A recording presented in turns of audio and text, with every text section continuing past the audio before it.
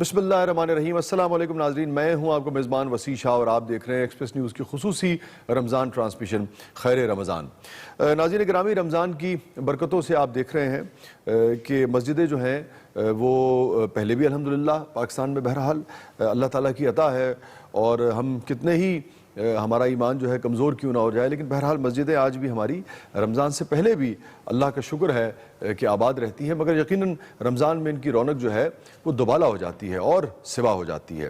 اور سوال یہ پیدا ہوتا ہے ناظرین گرامی، لیکن کہ جو عبادات ہیں ہماری وہ ان کے روحانی اثرات تو ہم دیکھتے ہیں، ہمیں نظر آتے ہیں، اور ہم یہ سمجھتے ہیں کہ ہماری بخشش بھی ہوگی بہت ساری عبادات سے، اور درجات بھی جو ہیں انسان کے وہ بلند ہوں گے۔ لازم بات ہے جتنا نیکی کا عمل کرے گا، جتنا عبادت گزار ہوگا، اتنا وہ اللہ کی نظر میں محبوب ہوتا چلا جائے گا۔ ایک اس کا اور بھی پہلو ہے، ایک خیر کا پہلو جو باری تعالیٰ نے اپنے بندوں کو عطا کیا ہے ناظرین گرامی، وہ ہر عبادت کے ساتھ اب تو سائنس بھی جگہ جگہ اس کی اس کے حوالے سے تصدیق کرتی نظر آتی ہے۔ گو کہ میں سمجھتا ہوں کہ اطاعت کا اور عشق کا منصب یہ ہے کہ آپ بغیر دنیاوی فائدوں کے عبادت کرتے چلے جائیں، اور دنیاوی فائدے جو ہیں وہ آپ کے پیش نظر نہ ہو، مگر حقیقت یہ ہے کہ جو بانٹنے والا ہے، جو تقسیم کرنے والا ہے، جو غفور الرحیم ہے، اس نے اس کا بھی اہتمام کیا ہوا ہے۔ تو جب پروگرام آگے بڑھے گا تو آج کے پروگرام میں جو علماء کرام ہمارے ساتھ موجود ہوں گے، بہت ہی عمدہ گفتگو فرماتے ہیں، ان سے ہم ان عبادات کے روحانی جو اثرات ہیں، اور پھر جسم و جاں پر جو اثرات مرتب ہوتے ہیں، اور پھر دنیاوی اثرات جو مرتب ہوتے ہیں ان عبادات کے، وہ نماز ہو، وہ روزہ ہو، وہ زکوٰۃ ہو، وہ دیگر طریقے سے دنیا میں بھی اور آخرت میں بھی اور دنیاوی زندگی میں بھی اس کے اثرات ہوتے ہیں۔ یہ ہمارا آج کا موضوع ہوگا جب علماء کرام ہمارے پاس تشریف لائیں گے۔ ناظرین اس وقت ہوا چاہتا ہے ناظرین گرامی تلاوت اور ترجمے کا۔ بڑھتے ہیں ہم اپنے سیگمنٹ خیر القرآن کی طرف۔ اعوذ باللہ من الشیطان الرجیم،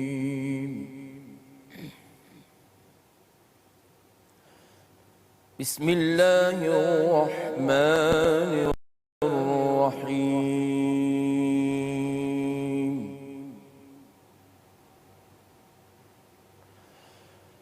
الحج اشہر معلومات،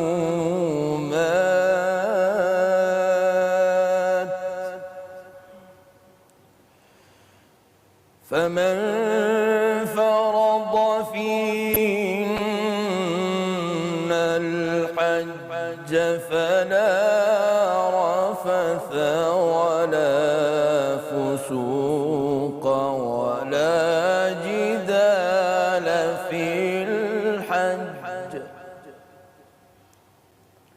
وما تفعلوا من خير يعلمه الله وتزودوا فإن خير الزاد التقوى،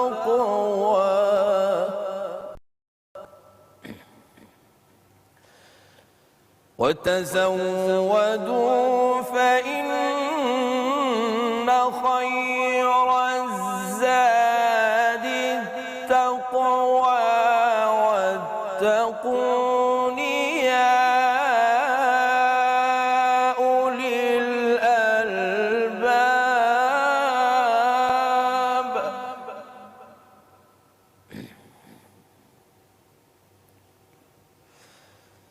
ليس عليكم جناح أن تبتغوا فضلا من ربكم، فإذا أفضتم من عرفات فاذكروا الله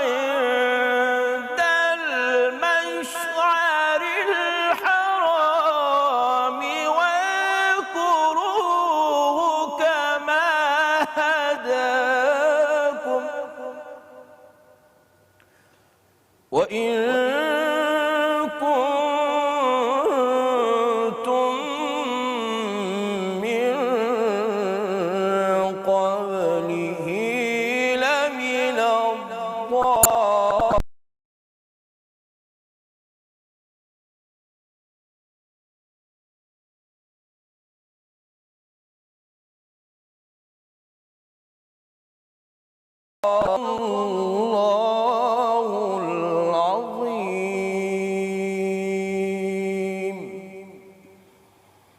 آیتوں میں اللہ تعالیٰ نے پورے حج کا فلسفہ، مقصد اور حج میں کیسے رہنا ہے یہ بیان کر دیا ہے۔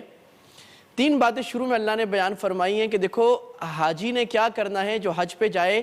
یہ حج ایک پورا ٹریننگ پروسیس ہے، صرف یہ نہیں کہ گئے ثواب لے کے آگے، بلکہ اس میں ایک ٹریننگ ہونی چاہیے۔ وہ کیا ہے؟ فلا رفث، پہلی بات بے حیائی کی باتیں نہ ہو۔ رفث کا مطلب ہے کہ کسی خاتون سے بے حیائی کی بات کی جائے۔ بعض لوگوں کی اللہ معاف فرمائے عادت ہوتی ہے کہ زبان سے ایسے کلمات کہتے ہیں جو حیا کے نہیں ہوتے، یا ایسی باتیں کرنا جس میں خواتین کی جانب اشارہ ہو۔ اللہ فرمانے دیکھو حج میں ایسی بات نہیں کرنی جس میں خواتین کی جانب بے حیائی کی طرف اشارہ ہو۔ مسلمان کی زبان بڑی حیا والی، بڑی شرم والی، بڑی غیرت والی ہوتی ہے۔ اللہ کے نبی صلی اللہ علیہ وسلم نے فرمایا کہ حیا اور ایمان یہ 2 سہیلیاں ہیں، اگر حیا روٹھ جاتی ہے ایمان بھی روٹھ جاتا ہے۔ تو حاجی کو پہلا سبق یہ ہے کہ اپنی حیا کا خیال کرو، زبان سے بھی شرم والی باتیں کرو۔ دوسری بات ولا فسوق، کوئی تم نے گناہ کا کام حج میں نہیں کرنا۔ کسی مسلمان کو گالی دینا، اس کی تفسیر میں حدیث میں اللہ کے نبی نے فرمایا کہ مسلمان کو گالی دینا یہ فسوق ہے۔ تو کسی مسلمان کو گالی دینا، اس کی عزت خراب کرنا، حاجی کو یہ نہیں کرنا چاہیے۔ اور نمبر 3 ولا جدال فی الحج، حج میں جھگڑا کوئی نہیں کرنا، اس لیے کہ شیطان پوری کوشش کرے گا کہ جھگڑا کرائے۔ جب 5 6 10 100 آدمی مل کے رہتے ہیں تو آپس میں ظاہر ہے مزاج مختلف ہیں، آپس میں فرکشن پیدا ہوتی ہے۔ اللہ اس بات کی تربیت کر رہے ہیں کہ مسلمانوں کے آگے اپنی گردن کو جھکا دینا ہے، اپنے آپ کو ہمبل بنانا ہے، لوگوں کو معاف کرنا ہے، ان کی غلطیوں کو برداشت کرنا ہے۔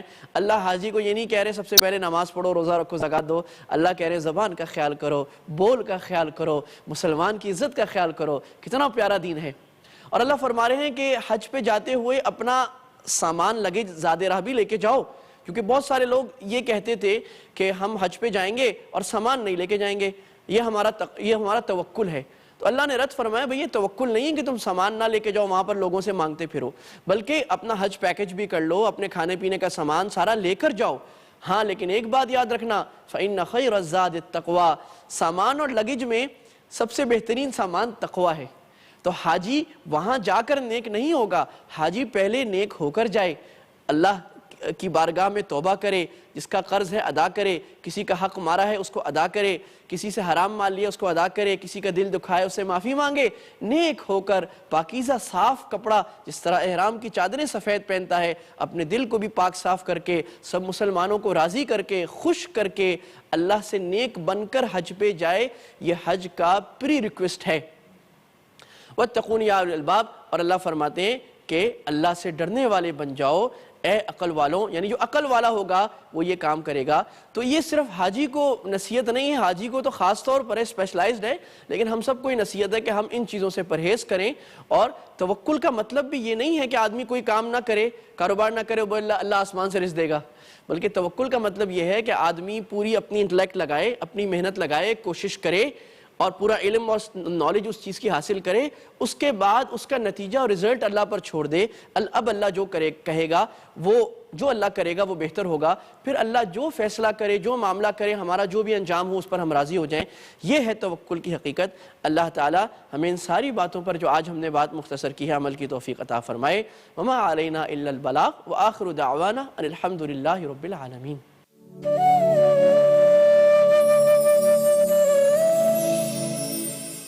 ناظرین کہیں نہیں جائیے گا، چھوٹے سے وقفے کے بعد واپس آتے ہیں۔ آپ دیکھ رہے ہیں ایکسپریس نیوز کی خصوصی رمضان ٹرانسمیشن خیر رمضان۔ السلام علیکم ورحمۃ اللہ وبرکاتہ۔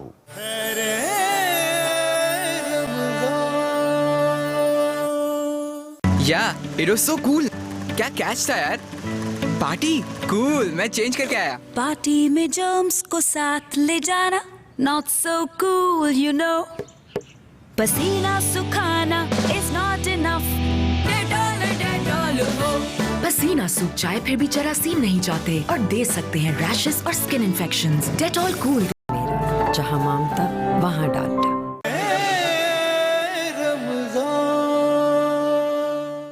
السلام علیکم ورحمۃ اللہ وبرکاتہ. ناظرین گرامی، پروگرام میں ایک دفعہ پھر خوش آمدید، ایک دفعہ پھر حاضر خدمت ہیں اور آپ دیکھ رہے ہیں ایکسپریس نیوز کی خصوصی رمضان ٹرانسمیشن خیر رمضان. اور ناظرین گرامی، وقت ہوا چاہتا ہے ہمارے اس سیگمنٹ خیر بنات کا. اور کل ہم نے گفتگو کی تھی، جو اسکالرز ہمارے ساتھ تشریف فرما تھیں، ہمارے ساتھ موجود تھیں ڈاکٹر میمونہ مرزا ملک صاحبہ، آج بھی ہمارے ساتھ موجود ہیں، خوش آمدید بہن. اور ہمارے ساتھ موجود ہیں سعدیہ عزیر کاظمی صاحبہ، خوش آمدید بہن سعدیہ. اور سعدیہ نے بہت ہی عمدہ حمد شریف پیش کی تھی اور پھر نعتیہ کلام جو ہے وہ پیش کیا تھا. اور میمونہ صاحبہ، کل ہم نے جہاں گفتگو ختم کی تھی، آج جو خیر بنات میں جو سیگمنٹ میں ہمارا ٹاپک ہے وہ ہے خیر کی تلاش خیر کہہ لیجئے، خیر کی تلاش آپ کہہ لیجئے. اور اسی سے جڑا ہوا ہے، اسی سے متصل ہے جہاں ہم نے گفتگو ختم کی تھی کہ خیر کی تلاش ہماری خواتین کے لیے، ماؤں بہنوں اور بیٹیوں کے لیے اس روزہ رکھتے ہوئے، تمام تر ذمہ داریاں نبھاتے ہوئے. کچھ آپ نے ذکر کیا تھا کہ بھئی عبادات آپ کچھ بھی پڑھتی رہیں، کل آپ نے فرمایا تھا ایک مرتبہ آپ وضو کر لیں، پھر اس کے بعد آپ تسبیح پڑھتی رہیں، آپ تلاوت کرتی رہیں، دوسرا کلام جو ہے آپ پڑھتی رہیں، تو وہ آپ کی عبادت ہے. پھر آپ نے یہ بھی فرمایا تھا کہ چونکہ آپ شوہر کی خوشنودی کے لیے، بزرگوں کے لیے، بچوں کے لیے پورے اپنے گھر کو دیکھ رہی ہیں، تو کام بھی سارے کا سارا جو ہے وہ عبادت ہی ہے. اس میں ہم تھوڑی سی مزید چاہیں گے کہ روشنی ڈالیے. پھر ہم آئیں گے حقوق کے اوپر، چونکہ ہم جانتے ہیں کہ سرکار دو عالم صلی اللہ علیہ وآلہ وسلم کس قدر شفقت سے اور محبت سے پیش آتے تھے ہماری ماؤں کے ساتھ، اور حسن سلوک کے ساتھ پیش آتے تھے. پھر یہ ہے کہ گھر کے کام کاج میں جو ہاتھ بٹانا ہے وہ کس حد تک یعنی کہ ہمارے لیے ضروری ہے، ہمارے مردوں کے لیے، اور اسلام اس بارے میں کیا رہنمائی فراہم کرتا ہے. اور آپ کے چہرے پہ تو میں نے دیکھا کہ میری بہن کے چہرے پہ ایک مسکراہٹ آئی ہے، اور اب مردوں کو جو ہے اب یہ سمجھنا ہے کہ بھئی کیا اس حوالے سے جو احکامات ہیں وہ آئے ہیں اور سنت کیا ہے. ناظرین، بڑا اہم سیگمنٹ ہے، لیکن میں چاہوں گا کہ پہلے ہم سعدیہ بہن سے کچھ سن لیں نعت شریف، اور پھر آپ کی طرف یہ بڑھیں گے، تو لوگوں کو اندازہ ہو گیا کہ گفتگو جو ہے وہ کیا ہونے جا رہی ہے. جی بہن. تنم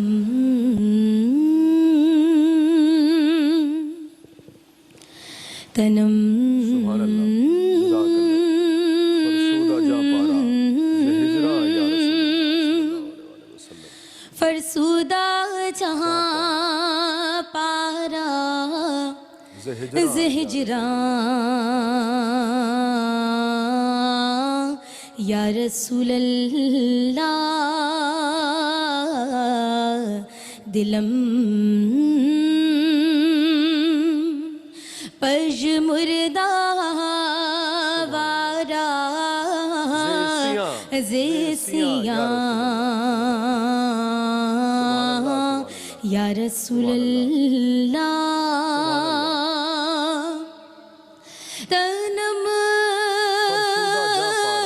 فرسودہ جہاں پارا، ہاں تنم فرسودہ جہاں پارا زہجرا یا رسول اللہ، دلم دلم پج مردہ وارا، دلم پج مردہ وارا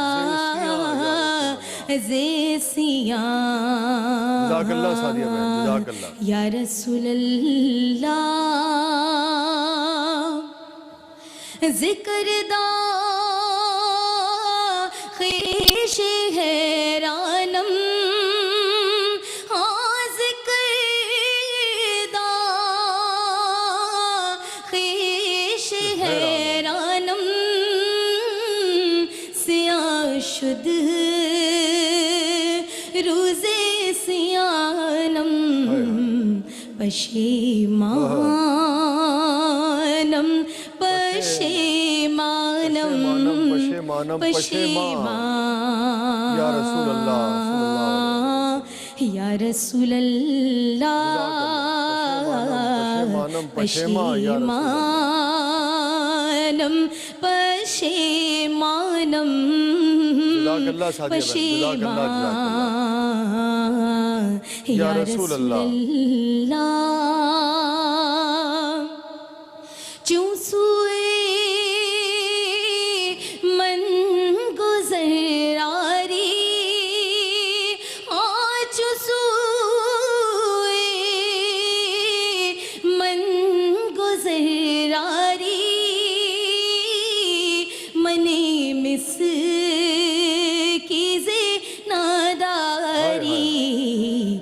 फिदाई फिदाए नक्श नहानत फिदाई नक्श नहानत कुनम जान सुभान अल्लाह, सुभान अल्लाह, सुभान या रसूल अल्लाह कुनम जान या रसूल नक्श नहानत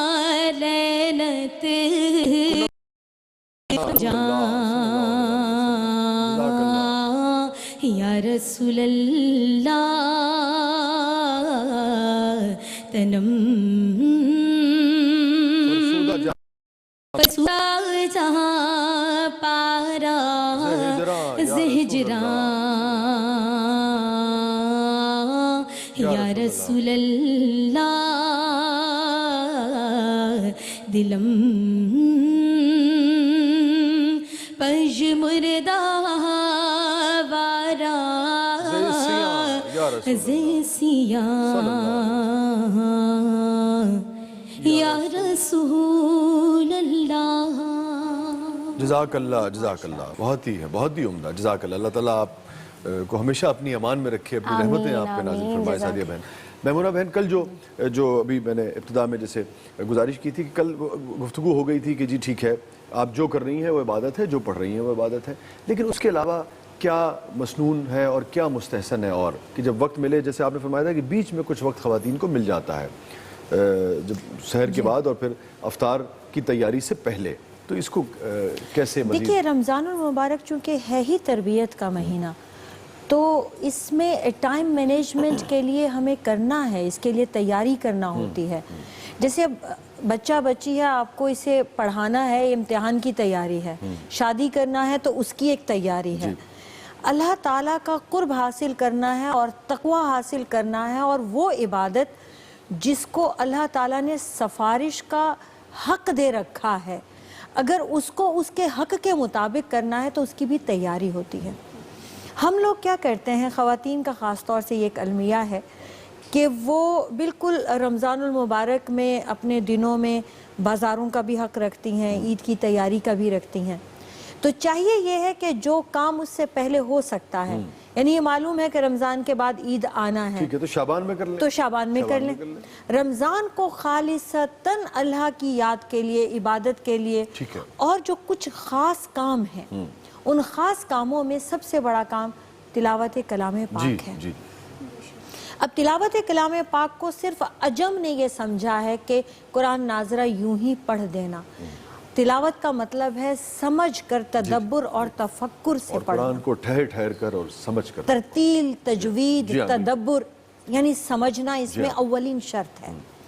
अब अगर सैयदना अबू ज़र ग़िफ़ारी को आप सल्लल्लाहु अलैहि वसल्लम ये नसीहत फरमा सकते हैं कि अबू ज़र रोज़ाना 100 रकातें नमाज नफल पढ़ने से बेहतर है कि तुम रोज़ाना एक आयत समझ कर पढ़ लो। बिल्कुल ऐसे ही अल्लाह ताला अपने कलाम में यूं छुपा है जैसे फूल की पत्तियों में खुशबू छुपी। सुभान अल्लाह, सुभान अल्लाह। अब आप अल्लाह से हम कलाम हो रहे हैं, और कितनी बदकिस्मती होगी कि आपकी हम कलामी में आपको पता ही ना हो।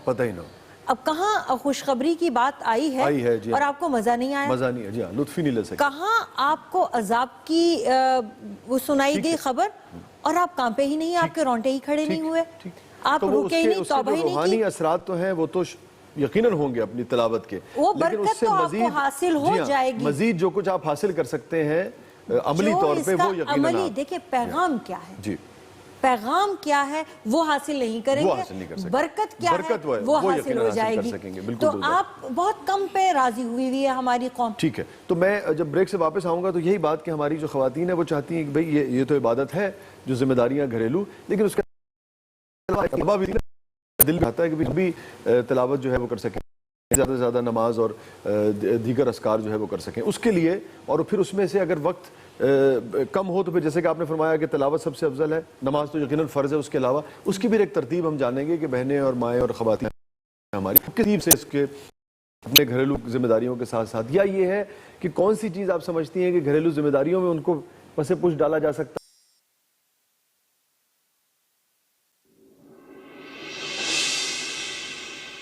इजी फाइबर है ना, जो है असली इसबगोल। दुनिया के बेहतरीन फार्म से हासिल किया गया 100% नेचुरल। रोजा रखें आसानी से और दूर रहें पेट की परेशानी से। बिस्मिल्लाह करें। इजी फाइबर, असली इसबगोल। कुछ अजीब सा रिश्ता है तुम्हारा और मेरा, जहाँ मांगता वहाँ डालता। हजरत दाऊद अलैहिस्सलाम की दुआ, ऐ हमारे रब, हम पर सब्र का फैजान कर, हमारे कदम जमा दे और इस काफिर गुरोह पर हमें फतह नसीब कर।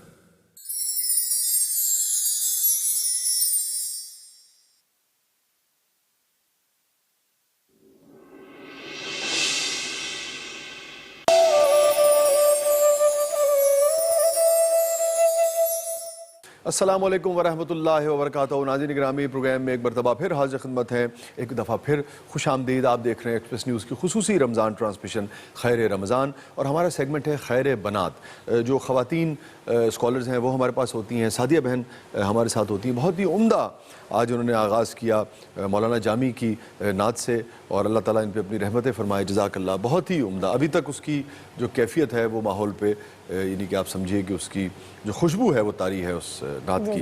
और फिर हम बात कर रहे थे कि एक तो हमें उस पर आना है कि सरकार दो आलम सल्लल्लाहु अलैहि वसल्लम कैसे हाथ बटाते थे घरेलू काम काज में हमारी माओं का।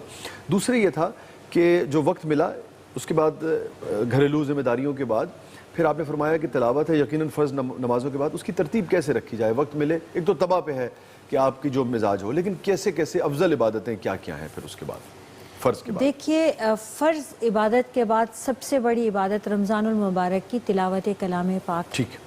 इसके बाद तरावी है, तरावी की नमाज, क़यामुल लैल। ठीक है। इसके बाद दुआ है, और दुआ मैं समझती हूँ कि वैसे ही पूरे साल के लिए बहुत वो है अहम इबादत है, और इबादत का असल रूह और मग़ज़ है। लेकिन रमज़ानुल मुबारक में इफ्तार करते अच्छा, आपने बड़ी उम्दा बात फरमाई। मैं चाहूँगा कि ये आपने जो फरमाई ना, इसकी पूरी तारीख भी बयान कर दें कि दुआ जो है वो इबादत का रूह और मग़ज़ है। ये बुनियादी तौर पे कहाँ से हुक्म आया, ताकि लोग इसको बिल्कुल समझ जाएं। आप सल्लल्लाहु अलैहि वसल्लम ने फरमाया कि अद्दुआ हुवल इबादा, जी, दुआ ही तो असल इबादत है। सुभान अल्लाह। और एक और जगह आपने फरमाया अद्दुआ मुख्खुल इबादा, दुआ इबादत का मग़ज़ है। जी हाँ, तो सरकार दो आलम सल्लल्लाहु अलैहि वसल्लम, ये आप सल्लल्लाहु अलैहि वसल्लम ने फरमाया। और अल्लाह ताला ने कुरान मजीद में फरमाया वक़ाल रब्बुकुम उदऊनी अस्तजिब लकुम। सुभान अल्लाह, सुभान। तुम्हारा रब ये कहता है कि मुझे पुकारो, मुझसे दुआ मांगो, मैं जवाब दूंगा, सुभान अल्लाह, मैं पूरी करूंगा। बल्कि ये भी साथ में फरमाया कि जो दुआ नहीं मांगते, जी जी जी, वो मगरूर हैं, जी जी, और वो जहन्नुम में मुंह के बल फेंके जाएंगे। यानी अल्लाह ताला ने दुआ मांगने को इबादत ही नहीं, दुआ मांगना फर्ज करार दी, और दुआ न मांगना जो है उसे गुरूर करार दिया। बिल्कुल ऐसे वो हमारे सूफी बुजुर्ग कहते हैं ना कि मैनू निक्की करके कुट। बिकॉज जब आप दुआ मांगते हैं, सरेंडर करते हैं और उसके आगे झोली पहलाते हैं, तो आपकी अना जो है उसको खत्म करते हैं, अना खत्म पूरी तरह सरेंडर करते हैं उसके आगे। और इससे भी ज्यादा बड़ी क्या बात होगी। हमारे लोग बड़ी बड़ी बातें करते हैं कि ये भी भला दुआ से हासिल हुआ। आप सल्लल्लाहु अलैहि वसल्लम ने फरमाया कि घर में नमक खत्म हो जाए तो भी दुआ करो, यानी उसको भी हकीर न समझो। जूती का तस्मा टूट जाए तो भी दुआ मांगो। दुआ क्या, उससे ही मांगना हर चीज। अब देखिए, तुझी से मांगते हैं। तवाफ करते हुए हज के दौरान सैयदना उमर फारूक रज़ी अल्लाह ताला अन्हु जूती टूट गई। अब उन्होंने तस्मे के लिए दुआ मांगी, जूते के लिए, और साथ में कहा कि या रब मैं तेरे महबूब की सुन्नत पूरी कर रहा हूँ, सुभान अल्लाह, उनका हुक्म भी पूरा कर रहा हूँ कि मैं बैतुल्लाह में जूता मांग रहा हूँ तुझसे, मेरा जूता टूट गया। क्या कहने से। अब आप देखिए कि अल्लाह ताला ने दुआ में इतनी अहमियत रखी है कि हमारी तकदीरें हमारी पैदाइश से पहले लिख दी जाती हैं। हदीस शरीफ के मुताबिक जब बच्चा माँ के पेट में होता है 40 + 40 + 40 यानी 340 हो जाते हैं दिन। 320 दिन का जब होता है, 120 दिन का, यानी 3 महीने का।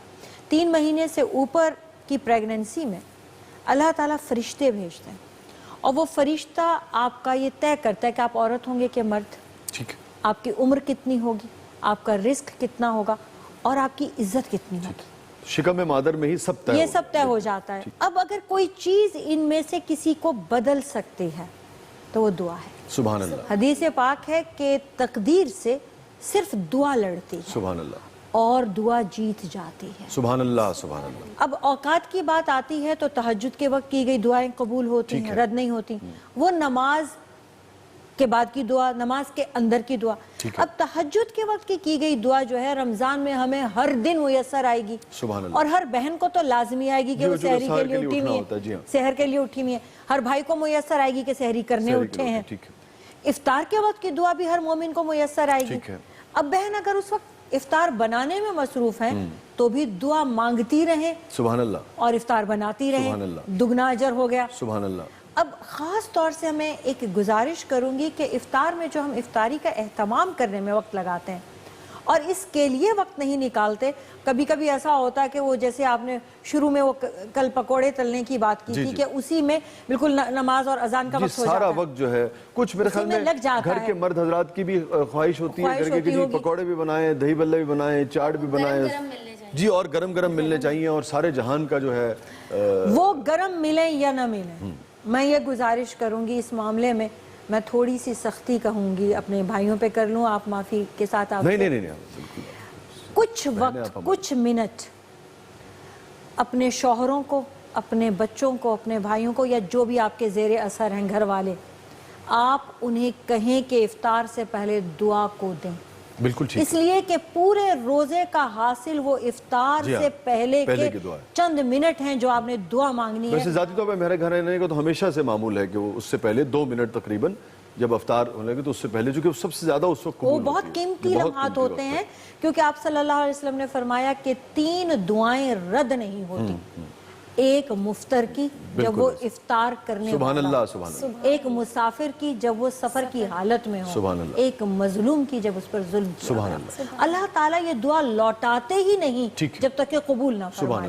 میں بہن مجھے بریک پہ جانا ہے, جب میں واپس آؤں گا تو پھر میں آپ سے یہ بھی کہوں گا کہ کچھ تو اہل خانہ بھی ضد کرتے ہیں یا تقاضا کرتے ہیں یا خواہش ہوتی ہے, کچھ آپ نہیں سمجھتی کہ ہماری بہنوں کو بھی, ہماری ماؤں کو, ہماری خواتین کو, چونکہ ایک انڈیویجول حیثیت بھی ہے ان کی یقیناً, تو ان کو بھی چاہیے کہ اپنے اہل خانہ کی تربیت کریں کہ دیکھیے یہ 10 چیزیں افطار میں بنانا, اس سے آپ کی صحت کے لیے بھی ٹھیک نہیں ہے, میرا بھی جو بہت سارا وقت ہے وہ اس کے اندر ضائع ہوتا ہے, اور بہت سارے اور اہم کام جو ہم کر سکتے ہیں تو اس کو ہم سادہ رکھیں. یہ ہمارے مردوں کو بھی سمجھنا ہے, خواتین کو بھی مجھے لگتا ہے اس کی تربیت کرنی ہے. تو ایسا تو نہیں کہ اپنے شوق میں بھی بناتی ہیں, شوق تو ہوتا ہے کوکنگ کا بہنوں کو ہماری. تو میں واپس آ کے پھر یہ بھی آپ سے بات کروں گا, اور پھر بہت ہی اہم ترین بات جس کو ہم نے اس لیے بچا رکھا تھا کہ لوگ لازم بات ہے وہ سننا چاہیں گے, وہ یہ ہے کہ سرکار دو عالم صلی اللہ علیہ وسلم کا معمول کیا ہوتا تھا. ناظرین گرامی کہیں نہیں جائیے گا, چھوٹے سے وقفے کے بعد واپس آتے ہیں. آپ دیکھ رہے ہیں خیر رمضان, ایکسپریس نیوز کی خصوصی رمضان ٹرانسمیشن. ہمارا سیگمنٹ جو ہے خیر بنات جاری ہے. واپس آئیں گے تو پھر میمونہ بہن ہمارے ساتھ ہوں گی, سعدیہ بہن ہمارے ساتھ ہوں گی. آپ دیکھ رہے ہیں خیر رمضان. السلام علیکم ورحمۃ اللہ وبرکاتہ. السلام علیکم ورحمۃ اللہ وبرکاتہ. ناظرین گرامی پروگرام میں ایک دفعہ پھر حاضر خدمت ہیں, ایک دفعہ پھر خوش آمدید. ہمارا سیگمنٹ ہے خیر بنات. ہمارے ساتھ موجود ہیں محترمہ ڈاکٹر میمونہ مرزا ملک صاحبہ, ہمارے ساتھ موجود ہیں سعدیہ بہن, سعدیہ عزیر صاحبہ. میں چاہوں گا سعدیہ آپ کچھ سنائیے, پھر جو 2 بہت ہی اہم سوالات ہم جس پہ روشنی ڈالنی ہے میمونہ بہن نے, پھر ادھر بڑھیں گے. بالکل میں پیش کرتی ہوں. اب میری نگاہوں میں, اب میری نگاہوں میں جچتا نہیں کوئی, نہیں کوئی اب میری نگاہوں میں, ججتا نہیں کوئی, نہیں کوئی جیسے میرے سرکار ہیں, ویسا نہیں کوئی, نہیں کوئی اب میری نگاہوں میں. اور تم سا تو ہنسی آنکھ نے دیکھا نہیں کوئی,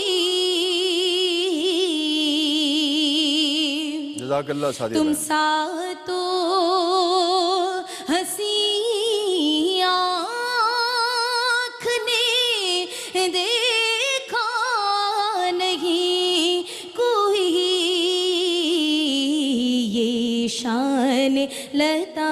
آفت ہے کہ سایہ نہیں کوئی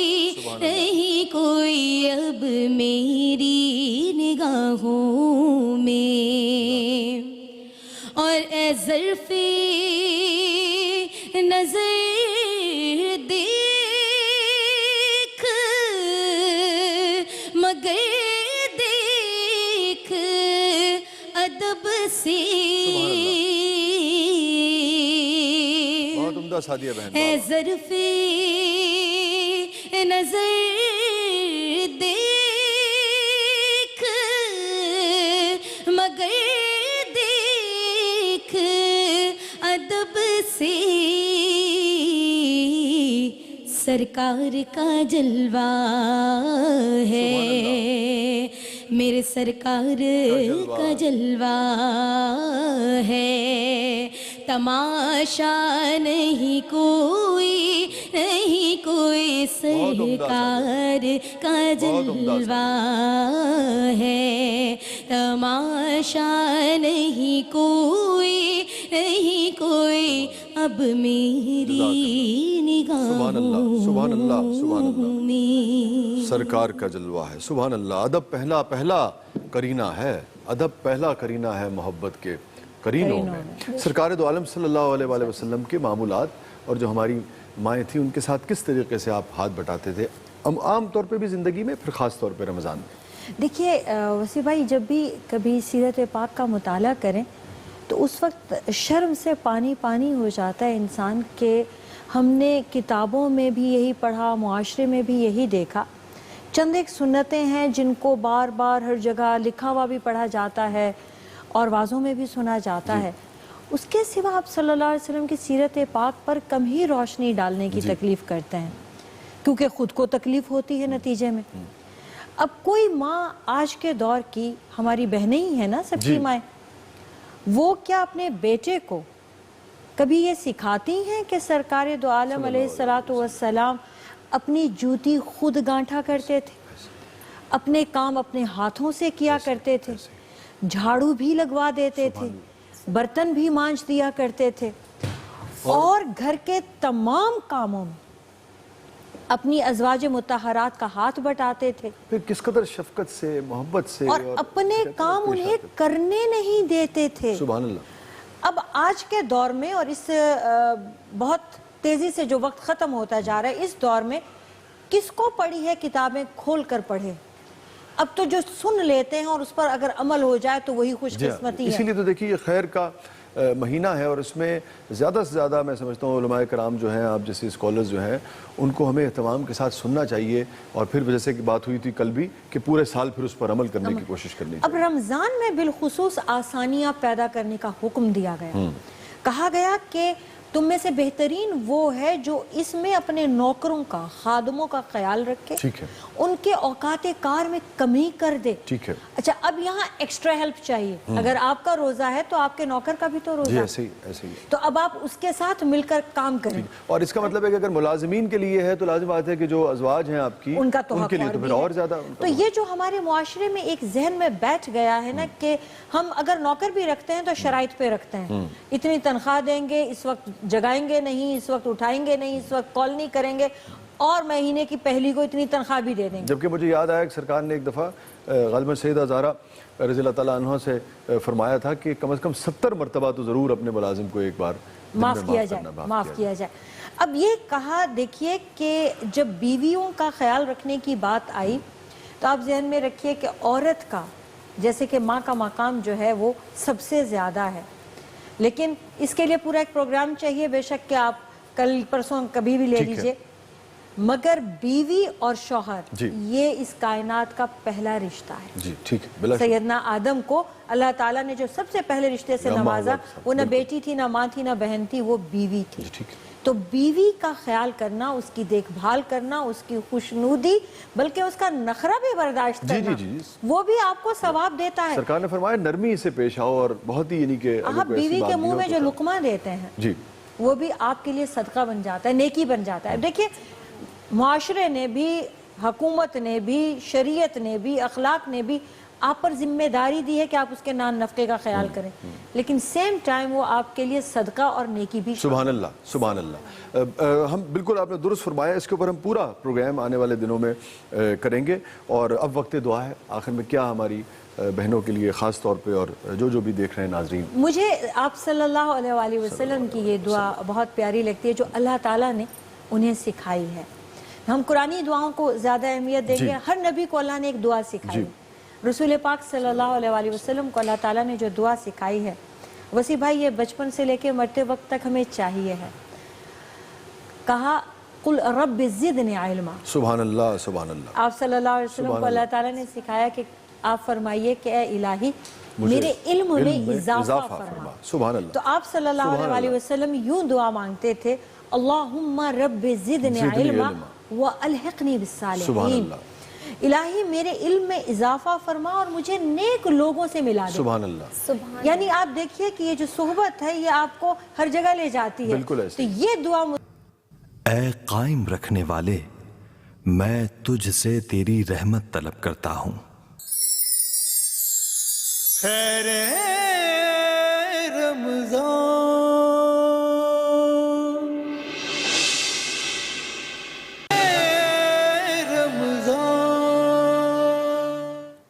السلام علیکم ورحمۃ اللہ وبرکاتہ. ناظرین گرامی، پروگرام میں ایک دفعہ پھر حاضر خدمت ہیں، ایک دفعہ پھر خوش آمدید. اور آپ دیکھ رہے ہیں ایکسپریس نیوز کی خصوصی رمضان ٹرانسمیشن خیر رمضان. اور وقت ہوا ہے ناظرین ہمارے سیگمنٹ ذکر خیر کا. اور آپ جانتے ہیں کہ گزشتہ کل ناظرین کرام ہم نے آپ سے سورہ بقرہ کا تعارف جو تھا وہ آپ کی خدمت میں پیش کیا تھا. اور آج ہم انشاءاللہ العزیز سورہ بقرہ میں جو ذکر کیے جانے والے جو نصیحت آموز واقعات ہیں، انفیکٹ ایک واقعہ جو ہے وہ ہم آج آپ کی خدمت میں پیش کریں گے اور اس کی سعادت حاصل کریں گے پیش کرنے کی. اور جیسے کل بھی ہم نے ناظرین آپ سے عرض کیا تھا کہ قرآن میں ہم کوشش کریں گے کہ اس پورے مہینے میں قرآن کی وہ صورتیں جن میں مختلف واقعات جو ہیں وہ بیان ہوئے ہیں، اور بعض اوقات واقعات پورے بیان ہوئے ہیں، پھر اس کا جو تاریخی پس منظر ہے وہ دیگر یعنی کہ مفسرین نے اس کو بیان کیا ہے یا دیگر جو کتب ہیں ان سے ملتے ہیں. لیکن قرآن نے جب ان کو بیان فرمایا ہے تو لازمی بات ہے کہ اس کے اندر دانش کی اور رہنمائی کی بے شمار نشانیاں جو ہیں وہ پوشیدہ ہیں. اور انسان ذرا سا بھی اس پہ غور کرے، ذرا سا بھی تدبر کرے، ذرا سا بھی فکر کرے تو ان نشانیوں سے اور وہ جو ایک رستہ سجھاتا ہے وہ واقعہ. آخر دیکھیں نا قرآن کریم میں اگر کوئی واقعہ درج ہے اور باری تعالیٰ اس کو بیان فرما رہے ہیں تو خود سوچنے والی بات ہے کہ اس کے اندر کیا کچھ نہیں ہوگا نوع انسانی کے لیے، انسانیت کے لیے، مسلمانوں کے لیے.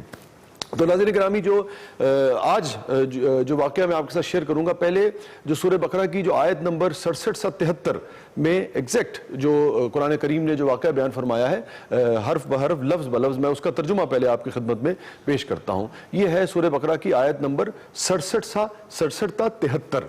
تو باری تعالیٰ ارشاد فرماتے ہیں کہ جب موسیٰ نے اپنی قوم سے کہا کہ اللہ تمہیں ایک گائے ذبح کرنے کا حکم دیتا ہے تو کہنے لگے کہ کیا تم ہم سے مذاق کرتے ہو؟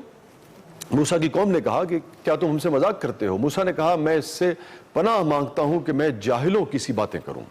بولے اچھا اپنے رب سے درخواست کرو کہ وہ ہمیں اس گائے کی کچھ تفصیل بتائے. تو موسیٰ علیہ السلام نے کہا اللہ کا ارشاد ہے کہ وہ ایسی گائے ہونی چاہیے جو نہ بوڑھی ہو نہ بچیا بلکہ درمیانی عمر کی ہو، لہذا جو حکم دیا جاتا ہے اس کی تعمیل کرو. پھر کہنے لگے، مطلب پھر جو ان کی قوم تھی انہوں نے کہا کہ پھر کہنے لگے کہ اپنے رب سے یہ اور پوچھ دو کہ اس کا رنگ کیسا ہو. حضرت موسیٰ علیہ السلام نے کہا کہ وہ فرماتا ہے زرد رنگ کی گائے ہونی چاہیے جس کا رنگ ایسا شوخ ہو کہ دیکھنے والے کا جی خوش ہو جائے. پھر بولے کہ اپنے رب سے صاف صاف پوچھ کر بتاؤ کیسی گائے مطلوب ہے.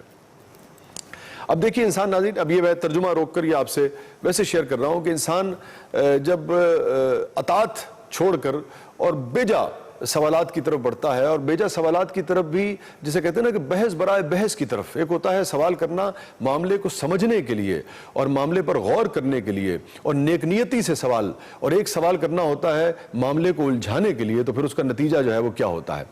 میں آگے ترجمے کی طرف بڑھتا ہوں. تو آپ حضرت موسیٰ نے فرمایا کہ اپنے رب سے، انہوں نے بنی اسرائیل نے کہا کہ اپنے رب سے صاف صاف پوچھ کر بتاؤ کیسی گائے مطلوب ہے، ہمیں اس کے تعین میں اشتباہ ہو گیا ہے، تو اللہ نے چاہا تو ہم اس کا پتہ پا لیں گے. تو موسیٰ نے جواب دیا، موسیٰ علیہ السلام نے فرمایا کہ اللہ کہتا ہے کہ وہ ایسی گائے ہے جس سے خدمت نہیں لی جاتی، نہ زمین جوتتی ہے نہ پانی کھینچتی ہے، صحیح سالم اور بے داغ ہے، اس پر وہ پکار اٹھے کہ ہاں اب تم نے ٹھیک پتہ بتایا ہے، پھر انہوں نے اسے ذبح کیا، ورنہ وہ ایسا کرتے معلوم نہ ہوتے تھے، اور تمہیں یاد ہے وہ واقعہ جب تم نے ایک شخص کی جان لی تھی، پھر اس کے بارے میں جھگڑنے اور ایک دوسرے پر قتل کا الزام تھوپنے لگے تھے، اور اللہ نے فیصلہ کر لیا تھا کہ جو کچھ تم چھپاتے ہو اسے کھول کر رکھ دے گا۔ اب یہ ایک اور واقعے کی طرف اللہ تعالیٰ ارشاد فرما رہا ہے ناظرین گرامی، اس کی طرف اشارہ ہے کہ جو کچھ تم چھپاتے ہو اسے کھول کر رکھ دے گا۔ اس وقت ہم نے حکم دیا کہ مقتول کی لاش کو اس کے ایک حصے سے ضرب لگاؤ، دیکھو اللہ اس طرح مردوں کو زندگی بخشتا ہے اور تمہیں اپنی نشانیاں دکھاتا ہے تاکہ تم سمجھو۔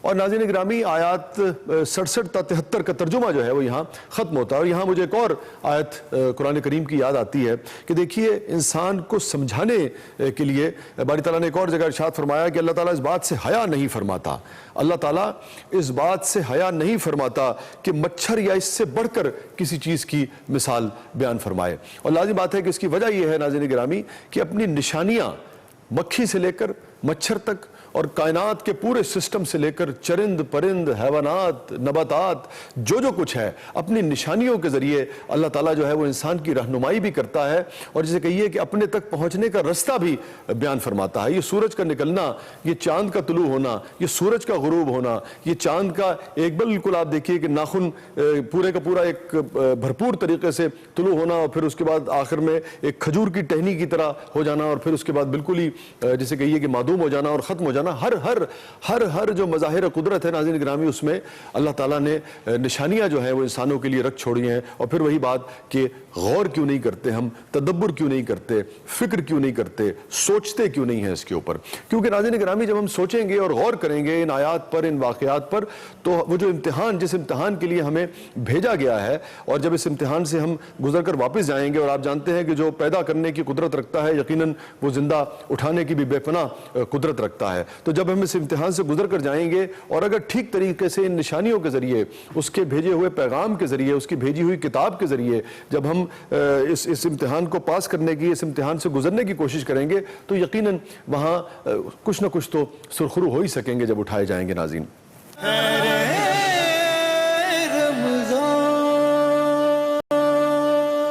اب ناظرین میں آتا ہوں کہ یہ جو واقعہ جو آیات میں نے جن کا ترجمہ آپ کی خدمت میں پیش کیا، اس کے پس منظر میں دو مختلف واقعات ہیں۔ یہ جو بنی اسرائیل کا حضرت موسیٰ علیہ السلام کا جو مکالمہ ہے اور یہ جو گائے والا پورا واقعہ آپ کی خدمت میں نے پیش کیا، اس کے دو واقعات ہیں۔ اب آپ ان کے دونوں واقعات جو ہیں یعنی کہ اس واقعے کا پس منظر دیکھیے گا اور ان دونوں واقعے کو آپ دیکھیے گا کہ جب وہ ملتے ہیں تو پھر اس سے کیا نتائج جو ہیں وہ برآمد ہوتے ہیں، اور پھر وہی بات کہ سوچنے والوں کے لیے، سمجھنے والوں کے لیے کیا کیا نشانیاں جو ہیں ان میں پوشیدہ ہیں۔ بلکہ میں تو کہتا ہوں کہ پوشیدہ کا لفظ استعمال ہی نہیں کرنا چاہیے، اس لیے کہ باقاعدہ کھلی ہوئی اور روشن ہوتی ہیں۔ ہم اگر دیکھنا ہی نہ چاہیں، ہم اگر غور ہی نہ کرنا چاہیں تو ہمیں وہ پوشیدہ لگتی ہیں۔ اچھا ناظرین، اب اس کے پس منظر میں ایک واقعہ یوں ہے کہ بنی اسرائیل میں ایک بہت ہی نیک و صالح بزرگ تھے، ان کا ایک بیٹا تھا جو کہ ابھی چھوٹا تھا، ان کی مطلب کل مال و متاع جسے کہیے، وہ اب اولاد ایک بیٹا اور چھوٹا، اور فقط ایک گائے جو تھی وہ کل اثاثہ تھی ان بزرگ کا۔ جب ان بزرگ کی وفات کا وقت قریب آیا تو انہوں نے اس گائے کو ایک جنگل میں چھوڑ دیا۔ اب بظاہر یہ بات آپ کو بڑی عجیب لگے گی اور دلچسپ بھی لگے گی کہ ایک بزرگ، ایک بیٹا، اور جو اپنا کل جو ورثہ ہے وہ بجائے بیٹے کو یا کسی کو سونپ کے جانے کے بجائے وہ جنگل میں چھوڑ دیا۔ لیکن جو قانون قدرت ہے اور جو خدا تعالیٰ کے ہاں جو حکمت ہوتی ہے وہ ہم سمجھ نہیں سکتے۔ بعض اوقات وہ ہوتا ہے نا کہ ہم کسی چیز کو آج جو فیصلہ کرتے ہیں اپنے لیے ٹھیک سمجھ رہے ہوتے ہیں، کل جا کر کھلتا ہے کہ یہ تو ہمارے لیے غلط تھا۔ آج جو فیصلہ ہمارے اوپر آتا ہے یا کسی چیز میں ہمیں ناکامی ہوتی ہے، تمام تر محنت کے باوجود ہم کہتے ہیں کہ بھائی یہ تو ہم نے بڑی محنت کی، یہ تو بڑی ناکامی ہوگی، بڑی زیادتی ہوئی میرے ساتھ۔ کل ہمیں جا کر پتہ لگتا ہے برسوں کے بعد کہ وہ جو ناکامی تھی، آج ہم جس چیز کا ثمر کھا رہے ہیں، جس چیز کا پھل کھا رہے ہیں، جس کامیابی سے لطف اندوز ہو رہے ہیں، یہ اس ناکامی کا نتیجہ ہے۔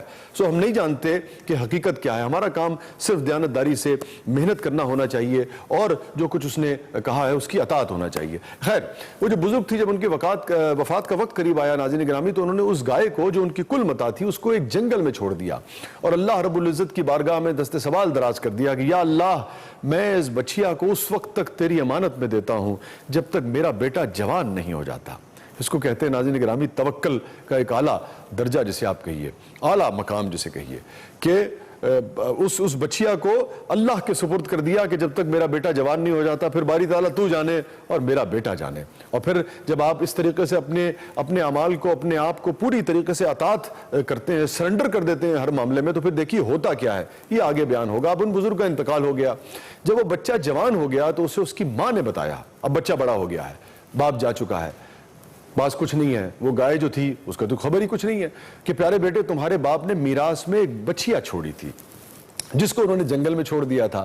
اس گائے کی نشانی یہ ہے کہ وہ پیلے رنگ کی ہے اور اس کی کھال ایسے چمکتی ہے جیسے سورج کی کرنیں. اب تم اس جنگل میں جا کر یوں دعا مانگو کہ اے حضرت ابراہیم و اسماعیل و اسحاق علیہ السلام کے رب, میرے باپ کی سونپی ہوئی امانت واپس کر دے. اب آپ وراثت میں دیکھیے کہ بچیا کو اللہ کے حوالے کیا اور بیٹے کو یہ ایقان جو ہے وراثت میں دیا ہے کہ جب میں یہ دعا مانگوں گا تو پھر باری تعالیٰ جو ہے وہ, یہ ممکن نہیں ہے کہ اس کا جواب جو ہے وہ باری تعالیٰ کی طرف سے خیر کی شکل میں نہ آئے. یہ یقین دیا وراثت میں. بنیادی طور پہ غور کرنے والی بات یہ ہے کہ وراثت میں بچیا تو دی ہی دی, مگر اصل میں وہ یقین دیا, وہ یقین کہ وہ بچیا جو برسوں پہلے میرے باپ نے جنگل میں دے دی تھی لیکن چونکہ خدا کے حوالے کی تھی لہٰذا وہ مجھے مل جائے گی. خیر, لڑکے نے ایسے ہی کیا. ناظرین گرامی, دعا مانگتے ہی وہ گائے دوڑتی چلی آئی. وہ لڑکا گائے لے کر گھر چلا آیا. اب یہ ناظرین جو واقعہ سورہ بقرہ میں بیان ہوا ہے یہ اس کا ایک حصہ ہے. اب اس کو آپ تھوڑی دیر کے لیے اپنے حافظے میں رکھیے. اب ذرا ایک اور واقعے کی طرف آ جائیے, چونکہ یہ دونوں واقعات مل کر جیسے دو دریا بہتے ہوئے آتے ہیں اور ایک جگہ پر سنگم ہوتا ہے اور پھر ایک بڑے دریا کی شکل جو ہے وہ اختیار کر لیتے ہیں. اور پھر دریا سے آپ جانتے ہیں کہ خیر پھوٹتا ہے, کھیتیاں سیراب ہوتی ہیں, لوگ پیتے بھی ہیں اور کیا کچھ نہیں ہوتا. اپنے لیے رزق کا سامان بھی ہوتا ہے اس کے اندر, دریا کے اندر مچھلیوں کی شکل میں. میں کہنا ہی چاہ رہا ہوں کہ واقعات میں بھی دریا جس طریقے سے بہت کچھ فراہم کرتا ہے, واقعات میں بھی دانش والوں کے لیے, سوچنے والوں کے لیے, عقل والوں کے لیے بہت سارا ذخیرہ ہوتا ہے, بہت ساری مال متاع ہوتی ہے. خیر, اب دوسرے واقعے کی طرف آتے ہیں. بنی اسرائیل میں ایک بہت ہی مالدار شخص تھا جس کا نام عامیل تھا. عامیل کے 2 چچا زاد بھائیوں نے مل کر اس کو قتل کر دیا اور اس کی لاش کو ایک ویرانے میں ڈال دیا. جب لوگوں نے قاتل کی تلاش شروع کی تو کوئی سراغ نہ ملا. چنانچہ چند لوگ حضرت موسیٰ علیہ السلام کی خدمت میں حاضر ہوئے اور قاتل کا پتہ دریافت کیا تو آپ نے جواب میں فرمایا. اب دیکھیے حضرت موسیٰ علیہ السلام فرما رہے ہیں کہ تم لوگ ایک گائے ذبح کرو اور اس کی زبان یا دم کی ہڈی لاش پر مارو تو وہ لاش زندہ ہو کر خود اپنے قاتل کا پتہ دے دے گی. اب آپ سمجھ گئے ہوں گے ناظرین گرامی, جو سورہ بقرہ میں آیات بیان ہوئی ہیں, جو واقعہ بیان ہوا ہے, اس کا پس منظر یہ تھا, یہ واقعات تھے. لیکن لوگوں نے لیت و لال سے کام لینا شروع کر دیا اور کہنے لگے کہ اے موسیٰ کیا آپ ہم سے مذاق کرتے ہیں, اور مزید طرح طرح کے سوالات کرنے لگے کہ گائے کی عمر کیا ہو, اس کا رنگ کیسا ہو. اور جب یہ جوابات مل گئے, یعنی کہ جسے کہتے ہیں کہ سارے کے سارے جوابات جو ہیں وہ فراہم کر دیے حضرت موسیٰ علیہ السلام نے, تو پھر مزید یہ کہنے لگے کہ یہ گائے اب ہم پر مشتبہ ہو گئی ہے اور مزید وضاحت سے گائے کے بارے میں بتائیے. بالآخر جب وہ لوگ اچھی طرح سمجھ گئے تو انہوں نے گائے کی تلاش شروع کر دی. چنانچہ جب یہ لوگ اس لڑکے کے پاس پہنچے, اب پھر ناظرین یہاں رک جائیے, اب یہ قتل ایک جگہ ہوا ہے, بچے کا معاملہ دوسری جگہ ہے, بچے والا دوسری جگہ ہے. اب یہ 2 دریا جو ہیں واقعات کے, یہ ایک سنگم پہ آ گئے ہیں, ایک جگہ ان کا ملاپ ہوا ہے. اب یہ وہی گائے تھی جس کا موسیٰ علیہ السلام نے جس کی نشانیاں بیان فرمائی تھی, جو اس کے والد نے, اس بچے کے والد نے بچیا کی شکل میں جنگل میں چھوڑ دی تھی. اب وہ گائے بن چکی ہے. اب وہی گائے ہو بہو ایسی ہی گائے جس کی ان لوگوں کو ضرورت تھی, ان لوگوں نے اب جب چونکہ ان کو اپنے قتل کا سراغ لگانا تھا تو انہوں نے کیا کیا کہ اس بچے کو چمڑے, انہوں نے یہ طے کیا کہ تم اس گائے کو ذبح کرو اور ذبح کرنے کے بعد اس کا جو کھال ہے, پوری جو کھال ہے گائے کی, اس کے اندر ہم تمہیں سونا بھر کر دیتے ہیں, مگر یہ تم گائے جو ہے اس کی ملکیت جو ہے یہ ہمیں دے دو. اور پھر یہی ہوا اور پھر ذبح کیا گیا. ذبح کرنے کے بعد اس کی زبان یا دم کی ہڈی لاش پر لگائی گئی تو وہ زندہ ہو کر کہنے لگی کہ مجھے میرے چچا زاد بھائیوں نے مال کے لالچ میں قتل کیا ہے. یہ بتا کر وہ پھر مر گیا. ان دونوں قاتلوں کو قصاصاً قتل کر دیا گیا, وہ جنہوں نے قتل کیا تھا, اور وہ مرد صالح کا صالح بیٹا جو اپنی ماں کا فرما بردار تھا کثیر دولت سے مالا مال ہو گیا.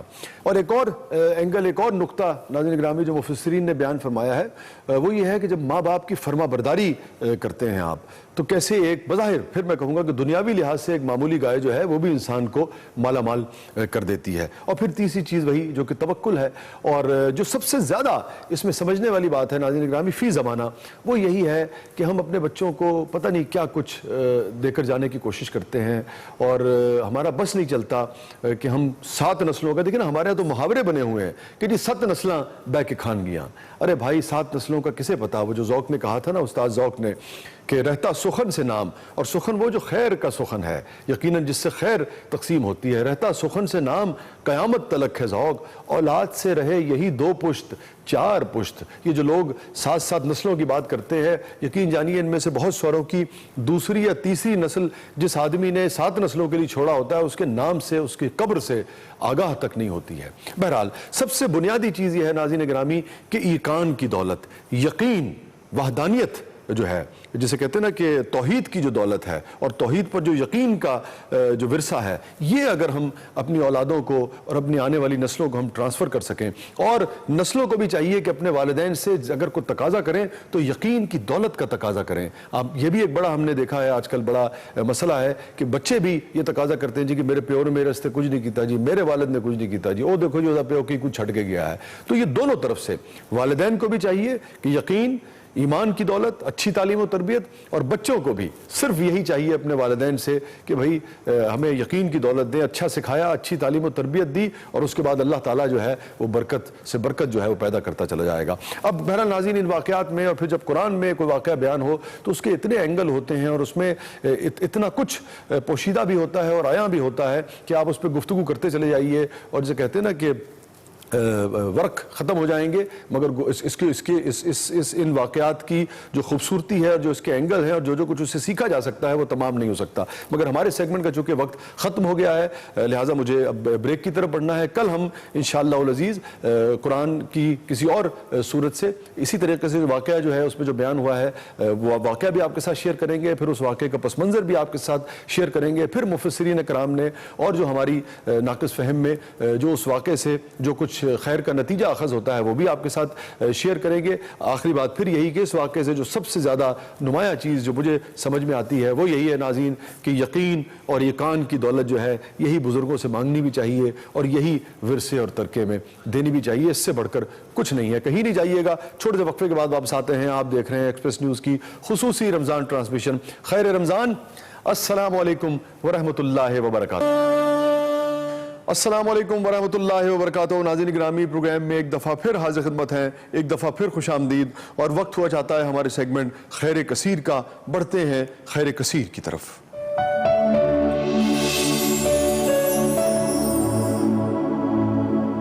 زباں پہ بار خدایا یہ کس کا نام آیا, زباں پہ بار خدایا یہ کس کا نام آیا کہ میرے نطق نے بوسے میری زباں کے لیے.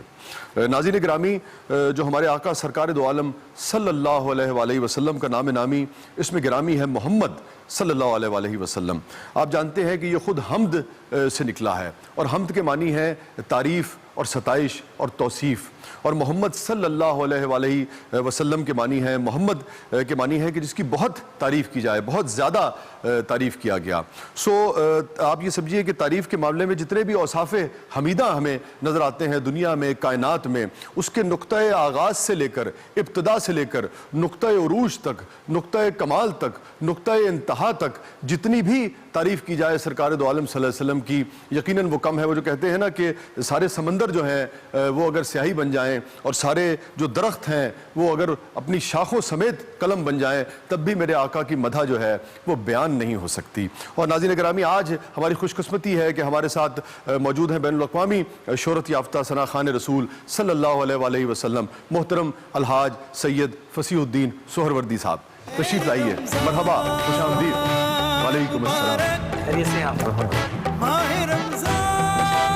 خوشی آ جاوید کی ٹھنڈ پہ گی. مجھے بہت خوشی ہوئی آپ کے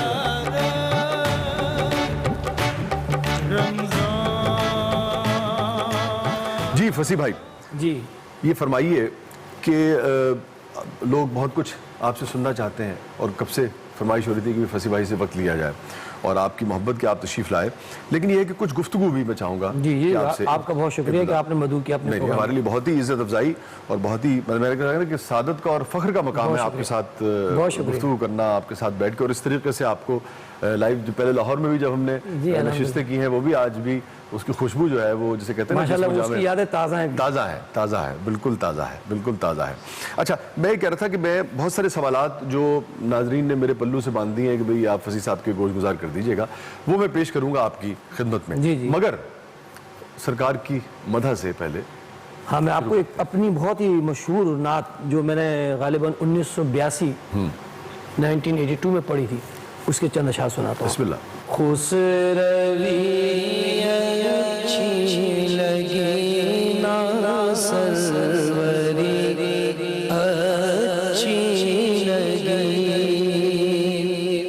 خسروی اچھی لگی نا سبحان اللہ.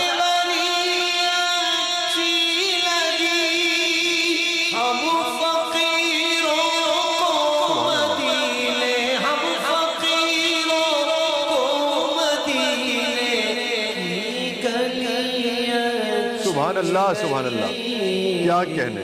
ہم فقیروں کو مدینے کی گلی اچھی لگی. سبحان اللہ. سیدنا عمر فاروق رضی اللہ تعالیٰ عنہ مجھے یاد آ گئے. سبحان اللہ. کثرت سے دعا فرماتے تھے, آپ تو جانتے ہی ہیں ساری اسلامی تاریخ سے کہ باری تعالیٰ راہ حق میں یعنی کہ شہادت عطا فرمانا مجھے, اور مدفن جو ہے وہ مدینے میں عطا. واہ واہ واہ, سبحان اللہ. ہم فقیروں کو مدینے کی گلی اچھی لگی. سبحان اللہ, سبحان اللہ. کیا کہنے. اچھا فصیح بھائی, آپ جیسے جو نعت خوان ہیں اور نعت گو بھی ہیں آپ. نہیں میں نعت گو نہیں, لیکن آپ کے والد محترم میرے والد الحمدللہ میں زیادہ تر انہی کا کلام پڑھتا ہوں. ابھی جو کلام آپ نے پڑھا یہ عبدالستار نیازی صاحب کا لکھا, یہ نیازی صاحب کا ہے, اور وہ جو ہے رحمت برس رہی ہے وہ میرے والد صاحب کا, وہ ریاض صاحب کا ہے, ریاض الدین سہروردی صاحب کا. میں چاہوں گا کہ ہاں رحمۃ اللہ علیہ, میں چاہ رہا تھا کہ آپ کے بچپن کے بارے میں ہم ذرا جاننا چاہیں گے, لیکن اس سے پہلے ذرا ریاض صاحب کے بارے میں ہمیں بتائیے. دیکھیے میرے والد حضرت علامہ سید ریاض الدین سہروردی رحمۃ اللہ علیہ جہاں ایک بلند پایہ عالم دین تھے, وہاں بہت اچھے کوناوش شاعر بھی تھے اور بہت خوبصورت نعت پڑھتے تھے اور انتہائی خوش الحان نعت خوان تھے. میں نے جو نعت کی تربیت حاصل کی انہی سے حاصل کی, نعت خوانی کی طرف. نعت گوئی کی طرف لیکن آپ کیوں نہیں آئے؟ آپ دعا کریں, آپ ماشاءاللہ خود بھی شاعر ہیں, آپ دعا کریں تو میں اللہ تبارک و تعالیٰ مجھے نعت شریف کی طرف لائے کہ میں اردو کی نعت بھی لکھوں. اچھا, نعت کے معاملے میں نا مجھے تو سچی بات یہ ہے کہ جسے کہتے ہیں نا کہ ادب, میں جب اگر بحیثیت شاعر جب بیٹھتا ہوں کچھ اس حوالے سے کہنے کی کوشش کرتا ہوں تو یہ جو مہر و ماں اور یہ جتنی مثالیں ہیں یہ اس قدر ہیچ لگتی ہیں سرکار دو عالم صلی اللہ علیہ وسلم کی, جو یعنی کہ جو جسے کہتے ہیں نا کہ نقش پا کی جو گرد ہے اس کے آگے بھی ہیچ لگتی ہے. تو نعت وہ ادب جو ہے وہ نظر اٹھانے ہی نہیں دیتا, تو قلم بھی جسے کہتے ہیں نا, یہ بڑا نازک مقام ہے, بڑے نازک مرحلے. نعت لکھنے کا بھی اور نعت پڑھنے کا بھی بہت گہرا تعلق ہے نبی کریم صلی اللہ علیہ وسلم کی ذات سے. عشق, اگر حضور صلی اللہ علیہ وسلم کی ذات سے آپ کو عشق ہوگا تو آپ بہترین نعت لکھیں گے بھی اور انتہائی خوبصورت انداز میں حضور علیہ السلام کی نعت پڑھیں گے بھی, اس میں کوئی شک نہیں. لیکن بس یہ ایک رہتا ہے کہ بھئی کس طریقے سے تعریف کی جائے, کیسے وہ لفظ لائے جائیں, بس یہ جو مسئلہ ہے نا, وہ تو بات یہ ہے کہ اللہ تبارک و تعالیٰ نے تعریف قرآن پاک میں بیان کر دی, وہ تعریف کوئی بھی نہیں کر سکتا. تو صحابہ کرام نے بھی نبی علیہ السلام کی شان میں نعتیں کہیں, خلفائے راشدین نے کہیں, حضور کی صاحبزادی فاطمہ الزہرا نے حضور کی شان میں نعت کہی, پھر اس کے بعد بزرگان دین نے نعتیں کہیں. یہ سب عقیدت کا حضور صلی اللہ علیہ وسلم کی ذات سے اپنی عقیدت. جیسے مثال کے طور پہ آپ بات چل رہی ہے, جیسے اقبال کا میں لیکچرز پڑھ رہا تھا یا کوئی وہ چیز, اس نے اقبال ایک واقعہ لکھا انہوں نے کہ مدینے سے جب ایک صاحب تشریف لائے تو اقبال نے کہا کہ مجھے تم اپنے پیروں کو چومنے دو.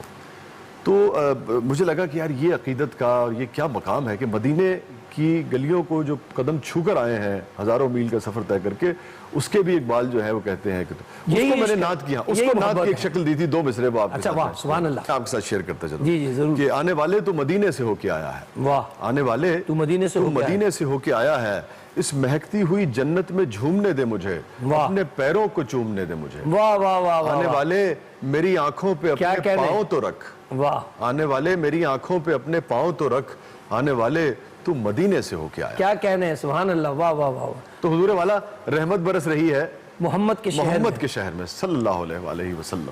رحمت برس رہی ہے محمد کے شہر میں, رحمت برس رہی ہے محمد کے شہر میں, ہر شہر سبحان اللہ سبحان اللہ, محمد کے شہر میں صلی اللہ علیہ وسلم کے شہر میں, سبحان اللہ سبحان اللہ, ہر شہر تازگی ہے محمد کے شہر میں, ہر ایک بھر رہا ہے یہاں دامن مراد, ہر ایک بھر رہا ہے یہاں دامن مراد, مراد, مخلوق آ رہی ہے محمد کے شہر میں, مخلوق آ رہی ہے محمد کے شہر میں, آتے ہیں بخشوانے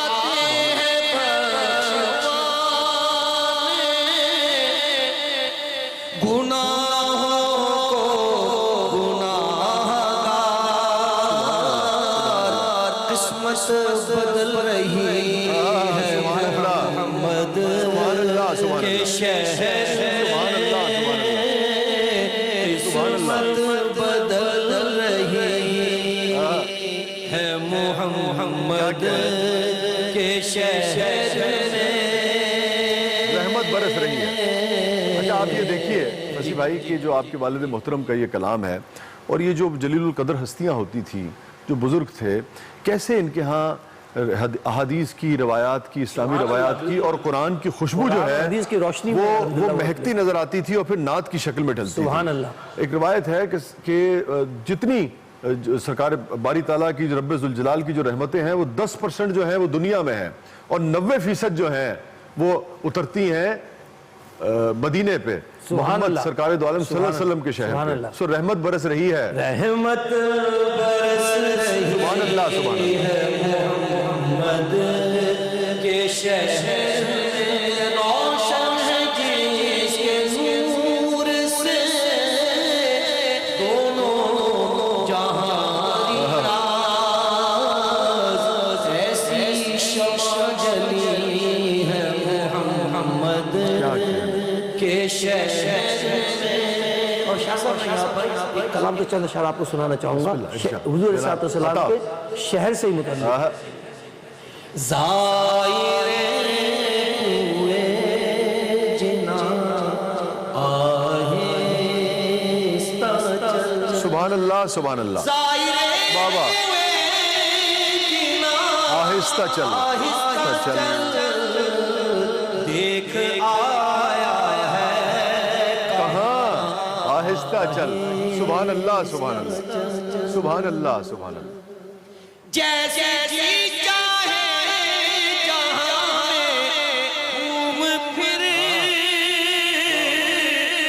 جیسے جی چاہے جہاں میں گھوم جیسے پھر, جی چاہے جہاں میں گھوم پھر, یہ مدینہ ہے یہاں, سبحان اللہ, یہ مدینہ ہے یہاں آہستہ چل, سبحان یہ اللہ, مدینہ ہے یہاں سبحان اللہ. آہستہ. اچھا اس میں ایک پیغام اور اور بھی ہے. دیکھیے یہ کمال ہمارے جو شعراء ہے, نے کہا نا جی کہ جذبے عشق و مستی جب ہوتا ہے تبھی ایسے شعر نکلتے ہیں.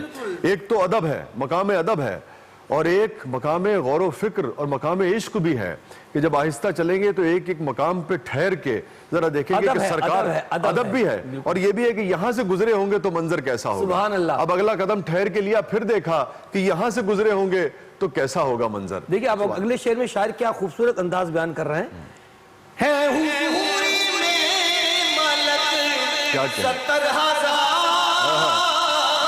سبحان اللہ. ہے حضوری میں ملک 70,000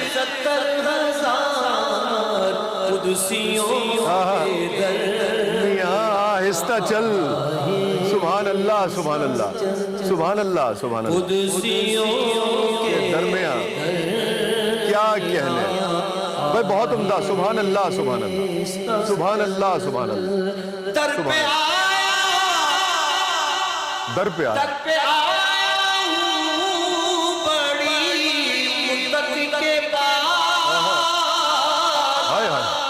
در پہ آیا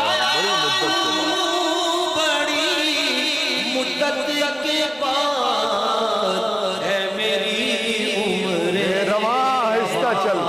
سبحان اللہ سبحان اللہ سبحان اللہ سبحان اللہ سبحان اللہ سبحان اللہ. واہ واہ واہ واہ. سبحان اللہ. پھر پڑھیے گا. سبحان اللہ. در پہ آیا ہوں بڑی مدت کے بعد. سبحان اللہ سبحان اللہ. کیا کہنے کیا کہنے.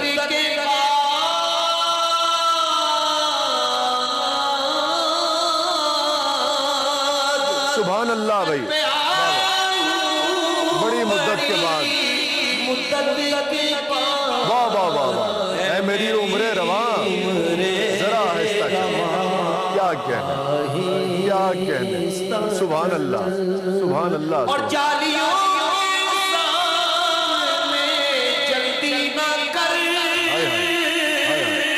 جالیوں کے سامنے جلدی نہ کر.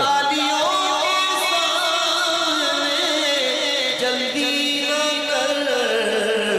وہ ہے نازش مہربان. سبحان اللہ سبحان اللہ سبحان اللہ سبحان اللہ.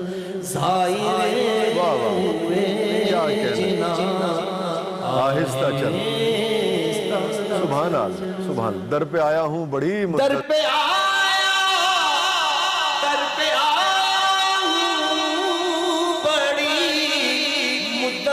کے بعد اے میری عمر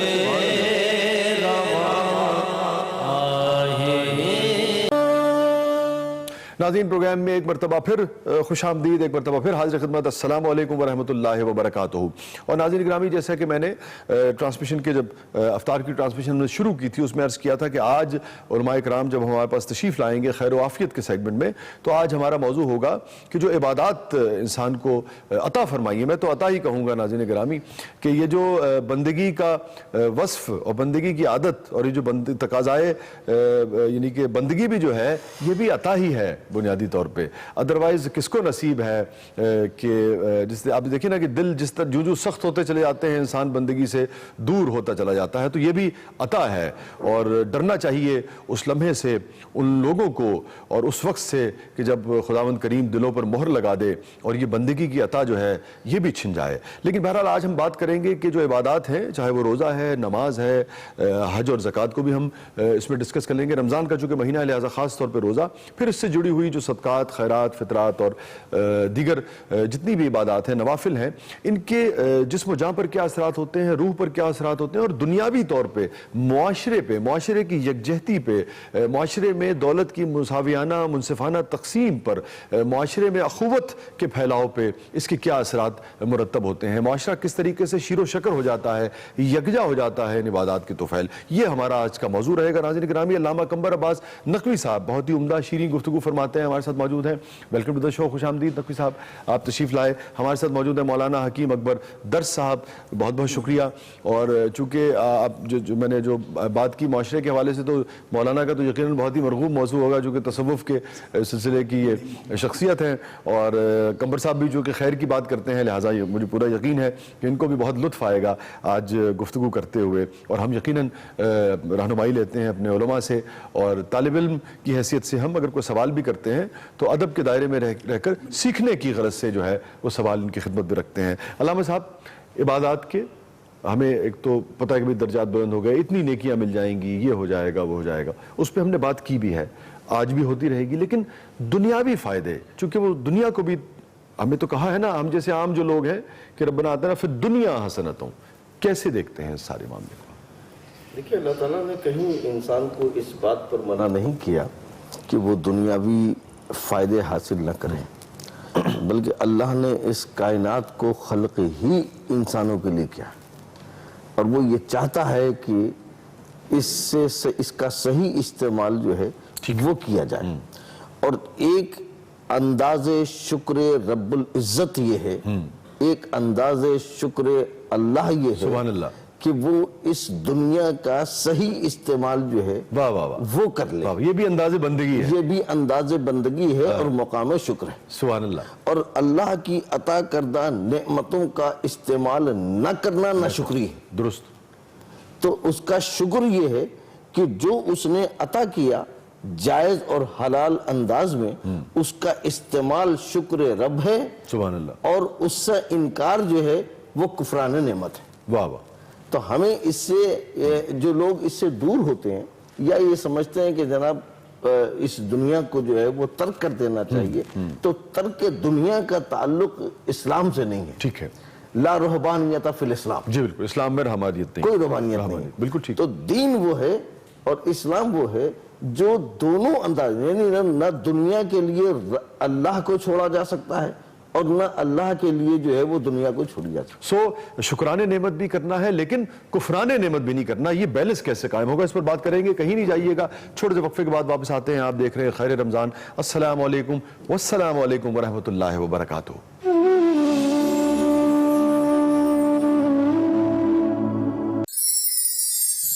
खैर रहमत, या हय्यु या क़य्यूम बिरहमतिका अस्तगीस।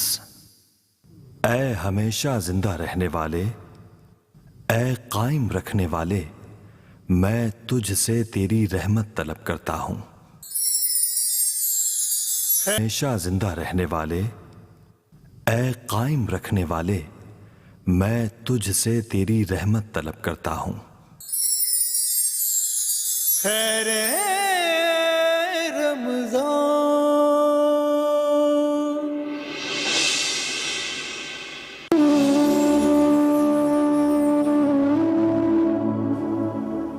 नाज़रीन गिरामी, प्रोग्राम में दोबारा हाजिर खिदमत है। खैर रमज़ान एक्सप्रेस न्यूज़ की खुसूसी ट्रांसमिशन खैर व आफियत हमारा सेगमेंट है, और जो इबादत हमें अता की गई हैं और उसके दुनियावी असरात जो है नाज़रीन गिरामी, माशरे पर क्या असरात पड़ते हैं, रूहानी असरात पर भी बात होगी, लेकिन माशरे पर असरात पर हम बात कर रहे हैं।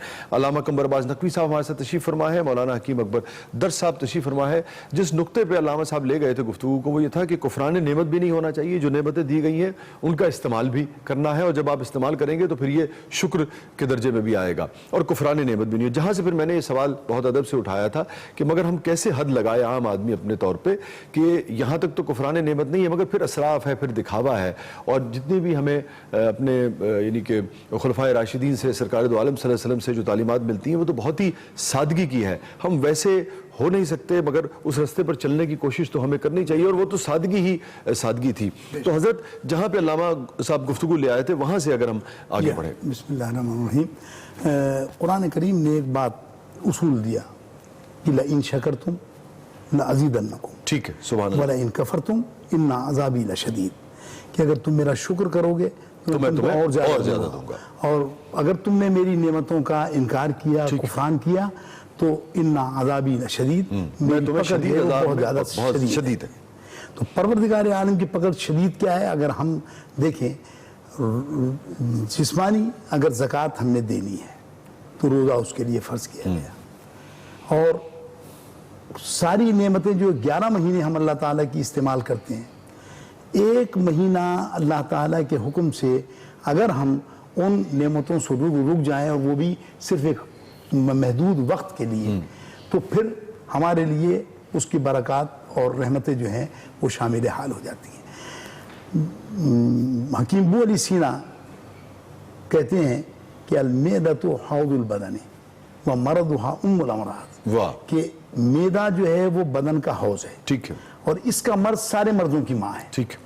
اب اگر کوئی شخص ایک مہینہ اللہ تبارک و تعالیٰ کے حکم سے اس میدے کو، جگر کو، آنتوں کو تھوڑا سا آرام دے لے، ٹھیک ہے، تو اس ایک مہینے کی پریکٹس سے اس کو سارے سال کی توانائی اللہ تعالیٰ برہم پہنچا دیتا ہے، یعنی یہ ایک اور پھر ایک طرح کی اور پریکٹس اور بھی تو ہوتی ہے نا حضرت، کہ آپ کو ہم کرتے کیا ہیں کہ ہم افطار کے وقت بالکل ہی پیٹ میدا ایسا بھر لیتے ہیں کہ ساری جو ریاضت دن کی ہے وہ ضائع ہو جائے۔ اس میں کیا ہوتا ہے کہ ادروائز ایک پریکٹس بھی تو ہو جاتی ہے نا کہ بھئی 10-12 گھنٹے اگر آپ رہ سکتے ہیں تو اس کا مطلب ہے کم کھانے کی پریکٹس ہو سکتی ہے، آپ کو عادت ہو سکتی ہے۔ اور اس میں دیکھیں تراویح کی نماز جو رکھی ہے اس کے اندر ایک حکمت یہ بھی ہے کہ اگر آپ اوور ایٹنگ کر بھی لیتے ہیں تو پھر اگر وہ 20 رکعتیں آپ ادا کر لیں تو کم سے کم جو ہے جسم کو تھوڑی سی جسم میں توانائی بھی آئے گی اور ہضم بھی جو ہے وہ جلدی ہو جائے گا۔ حضرت سیدنا صدیق اکبر رضی اللہ تعالیٰ عنہ وارضاہ عنہ جب خلیفہ مقرر ہوئے تو اس وقت جو ہے وہ کاروبار کرتے تھے، کپڑے کا، وہ ساری چیزیں ختم ہو گئی، روزینہ مقرر ہو گیا کہ چلے اتنی جتنی مزدور کی ایک اجرت ہے بالکل۔ اب آپ کی زوجہ نے ایک مرتبہ میٹھا کچھ پکا کر اور آپ کی خدمت میں پیش کیا، تو انہوں نے پوچھا کہ یہ تم نے کہاں سے بنایا ہے؟ تو انہوں نے کہا کہ صاحب یہ جو میں نے تھوڑے پیسے بچائے تھے روزانہ کے، اس میں سے میں نے اس میٹھے کو جو ہے وہ آپ کے لیے، چونکہ آپ کو مرغوب تھا تو اس لیے میں نے جو ہے وہ بنا لیا۔ تو آپ نے ارشاد فرمایا کہ اس کا مطلب یہ رقم جو ہے ہماری ضرورت سے زائد ہے، تو آپ نے اتنا روزینہ کم کر دیا۔ تو اب یہ تقویٰ، پھر حضرت عمر مسجد میں خطبہ دے رہے ہیں اور آپ نے فرمایا کہ میرا جو میں کہوں گا اس کو تم مانو گے، تو ایک منحنی سا شخص، حالانکہ حضرت عمر کا بڑا روح دبدبہ تھا، لیکن ایک منحنی سا شخص کھڑا ہو گیا، اس نے کہا کہ ہم نہیں مانیں گے۔ تو حضرت عمر نے کہا کیوں نہیں مانیں؟ اس لیے کہ جو لباس آپ نے لباس جو پہنا ہوا ہے یہ مال غنیمت کا ہے، اور اس مال غنیمت میں سے جو حصہ آپ کو ملا تھا اس میں آپ کے دراز خط کی وجہ سے یہ لباس بن نہیں سکتا تھا۔ آپ نے خاموش ہو گئے، اپنے بیٹے عبداللہ کی جانب جو ہے دیکھا کہ تم اس کا جواب دو۔ عبداللہ ابن عمر کھڑے ہوئے، انہوں نے کہا کہ جو میرے حصے میں جو آیا تھا اس میں سے میں نے بابا جان کے پاس جو کرتا تھا اس میں اتنے پیوند تھے کہ اب پیوند لگانے کی جگہ نہیں تھی، خلیفۃ المسلمین ہے، اور کہہ رہے ہیں کہ صاحب پیوند لگانے کی جگہ نہیں تھی تو اس لیے میں نے اپنا حصہ بھی جو ہے ان کو عطا کر دے دیا۔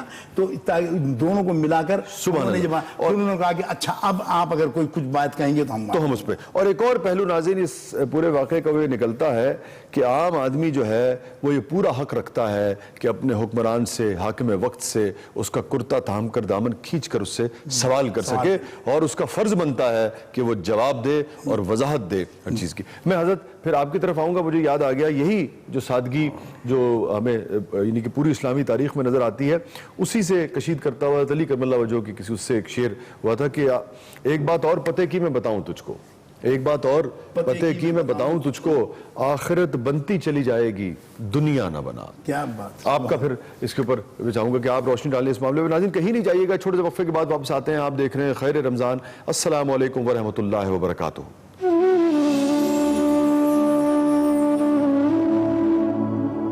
Yeah, it was so cool. کیا کیچ تھا یار، پارٹی کول۔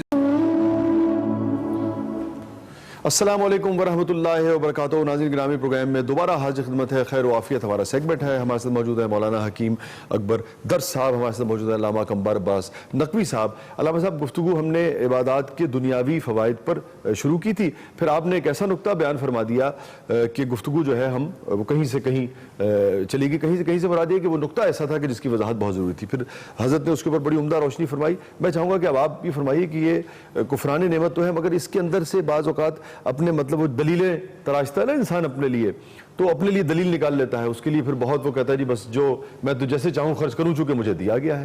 کہاں رک جانا چاہیے چاہے کتنا ہی کیوں نہ دیا ہو؟ دیکھیے اس میں بات یہ ہے کہ ہر انسان جو ہے اس کو اللہ نے ایک ایسی نعمت عطا کی ہے جس کو ہم ہادی کہتے ہیں.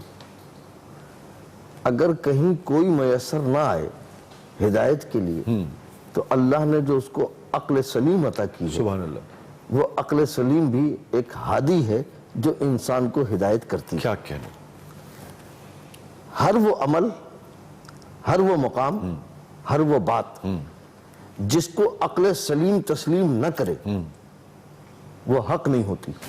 کیا کہنا، آپ باقی جو مرضی جتنی مرضی دلیلیں تراشتے جو ہیں چاہیں کہتے ہیں. ٹھیک. دوسری طرف اگر آپ جائیں تو سب انسان ایک جیسے نہیں ہیں. ٹھیک ہے. اللہ نے اس کائنات میں مختلف مدارج رکھے ہیں. جی. نہ سارے سمندر ایک جیسے ہیں، نہ سارے دریا، نہ پہاڑ، نہ انسان، نہ لوگ، نہ مقام. اس نے ہر ایک کو درجات ہے کہ فضلنا علی بعضهم علی بعض، اس نے بعض کو بعض پر فضیلت عطا کی ہے. ہر شخص کا اپنا ایک مقام ہے اور اس کو اپنے مقام کے مطابق جو ہے حق حاصل ہے زندگی گزارنے کا. ٹھیک ہے. ٹھیک ہے. پھر ایک عام رعایا اور حکمراں، ان دونوں میں بھی فرق ہے. ٹھیک ہے. رعایا تو بہتر ہو سکتی ہے لیکن حکمراں رعایا سے بہتر نہیں ہو سکتی. سبحان اللہ، سبحان اللہ، کیا عمدہ بات کہی آپ نے، کیا اچھی بات کہی آپ نے. حاکم وقت کو یہ حق نہیں ہے. کیا کہنے، کیا کہنے، جب ذمہ داری مل گئی تو پھر کوئی حق نہیں ہے، نہیں تو چھوڑو اس کو اپنا عام آدمیوں کی طرح. حاکم وقت کی تو ذمہ داری یہ ہے کہ وہ اپنی رعایا کو سہولت عطا کرے. ایسے ہی، ایسے ہی. ٹھیک ہے. تو اگر انسان جو ہے وہ اپنی رعایا کی طرف جا کر کے جو ہے ان کو سہولت میسر کر دے اور خود تھوڑی سی تکلیف میں آ جائے تو یہ مقام اجر ہے. ہاں، سبحان اللہ. ٹھیک ہے.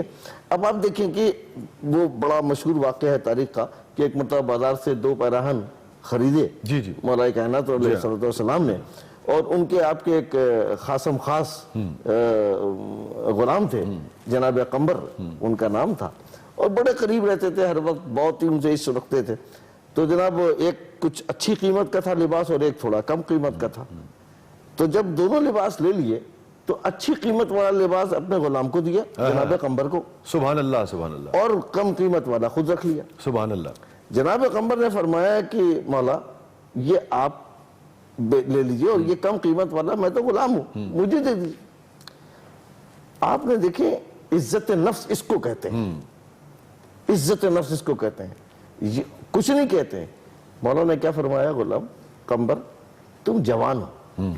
ہائے ہائے ہائے، کیا کہنے. سبحان اللہ. اس کی عزت نفس کیسے اس کو برقرار رکھا ہے کہ تم جوان ہو. سبحان اللہ. تمہارا حق یہ ہے کہ تم اچھا پہنو. سبحان اللہ. میں ضعیف ہوں، میں کم پہن لوں. کیا ہستیاں تھیں، کیا لوگ. دیکھیں نہ اس پر احسان جتایا، نہ اس کے اوپر کوئی بار آیا. سبحان اللہ. نہ اس کی عزت نفس کو مجروح کیا. سبحان اللہ. نہ اس کو احساس غلامی دلایا. سبحان اللہ. اس کو آزادی بندگی دکھا دی. سبحان اللہ.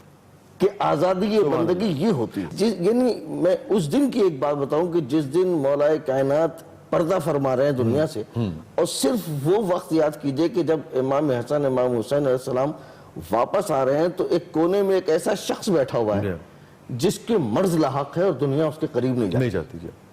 اور وہ شخص بھوک سے جو ہے نا پریشان ہے، تڑپ رہا ہے. جب واپس آ کر کے آیا تو پوچھا امام حسن امام حسین علیہ السلام نے کہ تم کس بھوک سے تڑپ رہے ہو، ہم تمہیں کھانا لا کے دیں. کہا نہیں، مجھے تو وہی دے گا جو مجھے کھلاتا ہے. اب وہ بزید ہیں کہ وہ کون ہے. پتہ چلا جناب وہ وہی ان کے بابا تھے جو اس شخص کو جس کو ایسا مرض لاحق تھا جس کے قریب کوئی نہیں جاتا تھا وہ اس کو کھلاتے، وہ ان کو کھلایا کرتے تھے اور وہ ان کا منتظر تھا. اور اس نے ضد یہ کی کہ میں تو اسی وقت کھاؤں گا جب وہ کھلائیں گے.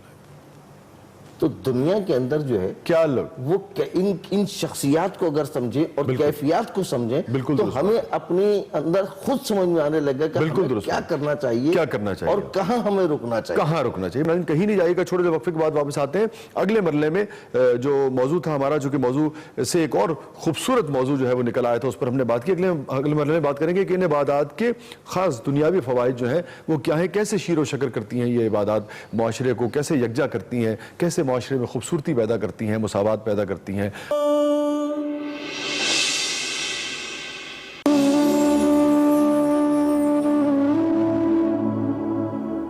ناظرین گرامی, پروگرام میں ایک مرتبہ پھر حاضر خدمت ہیں, ایک مرتبہ پھر خوش آمدید. السلام علیکم ورحمۃ اللہ وبرکاتہ. ہمارے ساتھ موجود ہیں علامہ قمر عباس نقوی صاحب, محترم مولانا حکیم اکبر درس صاحب. اور ناظرین گرامی, آپ نے دیکھا کہ سادگی کے اوپر اور سادہ زندگی کے اوپر اور کفران نعمت کیسے نہیں کرنا, اور کہاں ہم یعنی کہ حد سے بڑھیں گے تو کفران نعمت جو ہے وہ جسے کہتے ہیں کہ شکران نعمت کی بجائے وہ پکڑ میں آ جائے گا معاملہ جو ہے. تو یہ خود ہی طے کرنا ہے, اور خود طے کرنا بہت آسان ہے, جیسا کہ علامہ صاحب نے کئی طریقے سے اس کی نشاندہی فرمائی, کئی جسے آپ کی رہنمائی فرمائی, کئی نکات ایسے بیان فرمائے کہ اگر کسی نے بغور سنے ہوں گے تو اس کے لیے مشکل نہیں ہوگا کہ کہاں تک جانا ہے اور کہاں پر جا کر پھر حد جو ہے اپنے اوپر لگا لینی ہے کہ نہیں بھائی بس اس سے زیادہ نہیں. اچھا حضرت, ہم دیکھتے ہیں اگر ہم نمازوں کو دیکھ لیں, ہم روزے کو اگر ہم دیکھ لیں, لوگ بہرحال ایک جذبہ تو ہے وہ جو جاگتا ہے معاشرے میں. ہم دیکھتے ہیں کہ لوگ افطار کروا رہے ہیں, سحر میں لوگوں کی خدمت کر رہے ہیں, اور پھر اسی طریقے سے اپنا زکوٰۃ کے معاملے میں بھی ایک جسے کہتے ہیں کہ پورا مہینہ جو ہے وہ زکوٰۃ, خاص طور پہ ویسے تو کوئی پابندی نہیں ہے لیکن رمضان میں خاص طور پہ لوگ پھر صدقات و خیرات میں بھی اضافہ کر دیتے ہیں. دنیاوی فوائد, معاشرے پہ عبادات کے جو فوائد ہیں, روحانی اور نیکیاں وہ تو اپنی جگہ پہ موجود ہیں. معاشرہ کیسے شیر و شکر ہوتا ہے ان عبادات سے؟ معاشرتی اعتبار سے جتنی عبادات ہماری ہیں وہ سب کے سب جو ہے وہ معاشرتی یکجہتی پیدا کرتی ہیں. سبحان اللہ. اس میں نماز کے لیے آپ دیکھیں کہ 5 وقتہ نمازیں, ٹھیک ہے, آپ مسجد میں جاتے ہیں, ایک قریب کے آپ کے پڑوس کے محلے کے لوگ ہیں, وہ صرف مسجد میں نماز پڑھتے ہیں. درست. جمعہ جامع مسجد میں پڑھنا زیادہ افضل ہے. جامع مسجد وہ کہ جہاں 5 وقتہ نمازیں بھی ہوتی ہوں اور کثیر مجمع ہوتا ہو. ٹھیک ہے. تو اب آپ ایک محلے سے نکل کر چند محلے کے لوگ جمع ہو جاتے ہیں اور آپس میں ایک دوسرے سے جو ہے مجھے دیکھیں شناسائی ہے, اور جسے جانتے ہو اور جسے نہیں جانتے ہو اسے سلام کرو. اچھا, پھر اگر آپ کچھ نمازوں میں نظر نہیں آئے تو پھر فوراً آپ جائیں گے, پوچھیں گے فلاں صاحب کہاں کیوں نہیں آئے, اگر طبیعت ناساز ہے تو عیادت کے لیے چلے جاتے ہیں. اب اس کے علاوہ کوئی ضرورت ہے تو حاجت پھر پوری کرنے کی, جمعے سے نکل کر آپ عید کی نماز پر آئیں تو عید میں جو ہے اور کثیر مجمع عیدگاہ میں نماز پڑھنا زیادہ افضل ہے. اور عیدگاہ میں ایک محلہ نہیں بلکہ اس ایک پورے شہر کے اور علاقے کے لوگ جو ہیں وہ مجتمع ہو جاتے ہیں. گلہ شکوہ کسی سے ہو تو اس سے اس دن آپ گلے لگا لیتے ہیں, دوسرے کو گلے لگ جاتے ہیں. تو اب آپ دیکھیں کہ کتنا بڑا جو ہے وہ ایک درس, وہ ڈاکٹر اقبال ہی کی مجھے ایک وہ یاد آ رہی ہے کہ ایک ہی صف میں کھڑے ہو گئے محمود و ایاز, نہ کوئی بندہ رہا اور نہ کوئی بندہ نواز, بندہ و صاحب محتاج و غنی ایک ہوئے اور تیری سرکار میں پہنچے تو سبھی ایک ہوئے. تو وہاں آپ دیکھیں کہ وہ جو ہے ایک یکجہتی امیر غریب کا جو تصور ہے اور عمارت اور غربت کی جو لکیر ہے. اور جب ہم افطار کے لیے مشترکہ دسترخوان پر بیٹھتے ہیں تو اس میں بھی یہی ہمیں نظر آتا ہے. دیکھیں یہ جو خیر خیرات کا ہے, آپ کراچی اتنا بڑا شہر ہے, یہاں آپ دیکھتے ہیں کہ لوگ اب افطار کا سامان لیے ہوئے روڈوں پر کھڑے ہوتے ہیں. اس وقت شدید گرمی میں اگر کوئی شخص آپ کو ٹھنڈا پانی دے دے تو چاہے وہ آپ گھر میں کتنے ہی کھاتے پیتے ہوں, لیکن وہ ٹھنڈا پانی آپ کے لیے بہت بڑی نعمت ہے. کیسی دعا نکلتی ہے. یہی وجہ ہے کہ اللہ تعالیٰ نے باوجود اتنی نافرمانیوں, اتنی دہشت گردیوں اور اتنی جو ہے وہ انارکی کے باوجود اس شہر کو محفوظ رکھا ہوا ہے. پورے پاکستان کو وجہ یہ ہے کہ اللہ تعالیٰ نے, اس کے علاوہ پاکستان میں چلے جائیں تو وہاں بھی صورت حال ہم کو ایسی نظر آتی ہے. دیکھیے اس میں کوئی شک نہیں ہے کہ عبادات انفرادی ہوتی ہیں, عبادات اجتماعی ہوتی ہیں. جی, اللہ تعالیٰ ہر حکم کے اندر ایک فلسفہ رکھتا ہے. سبحان اللہ. اگر انسان عبادات انفرادی کرتا ہے تو اس کی ذات میں معراج عطا کرتا ہے. واہ. اور اگر وہ عبادات اجتماعی کرتا ہے تو چونکہ اس کی مخلوق کے ساتھ اس نے جو ہے نا اچھا کام کیا ہے, لہذا وہ اس کے ذکر کو بلند کر دیتا ہے. واہ واہ. اس کو عزت عطا کرتا ہے. ٹھیک ہے. اس کو وہ مقام عطا کرتا ہے جس کا وہ مستحق ہوتا ہے. ٹھیک ہے.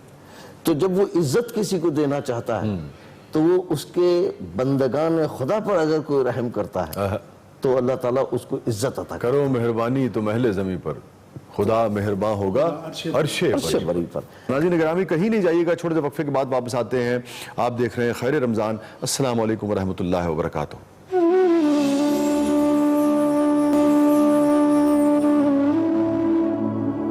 ناظرین گرامی پروگرام میں ایک مرتبہ پھر خوش آمدید. السلام علیکم ورحمۃ اللہ وبرکاتہ.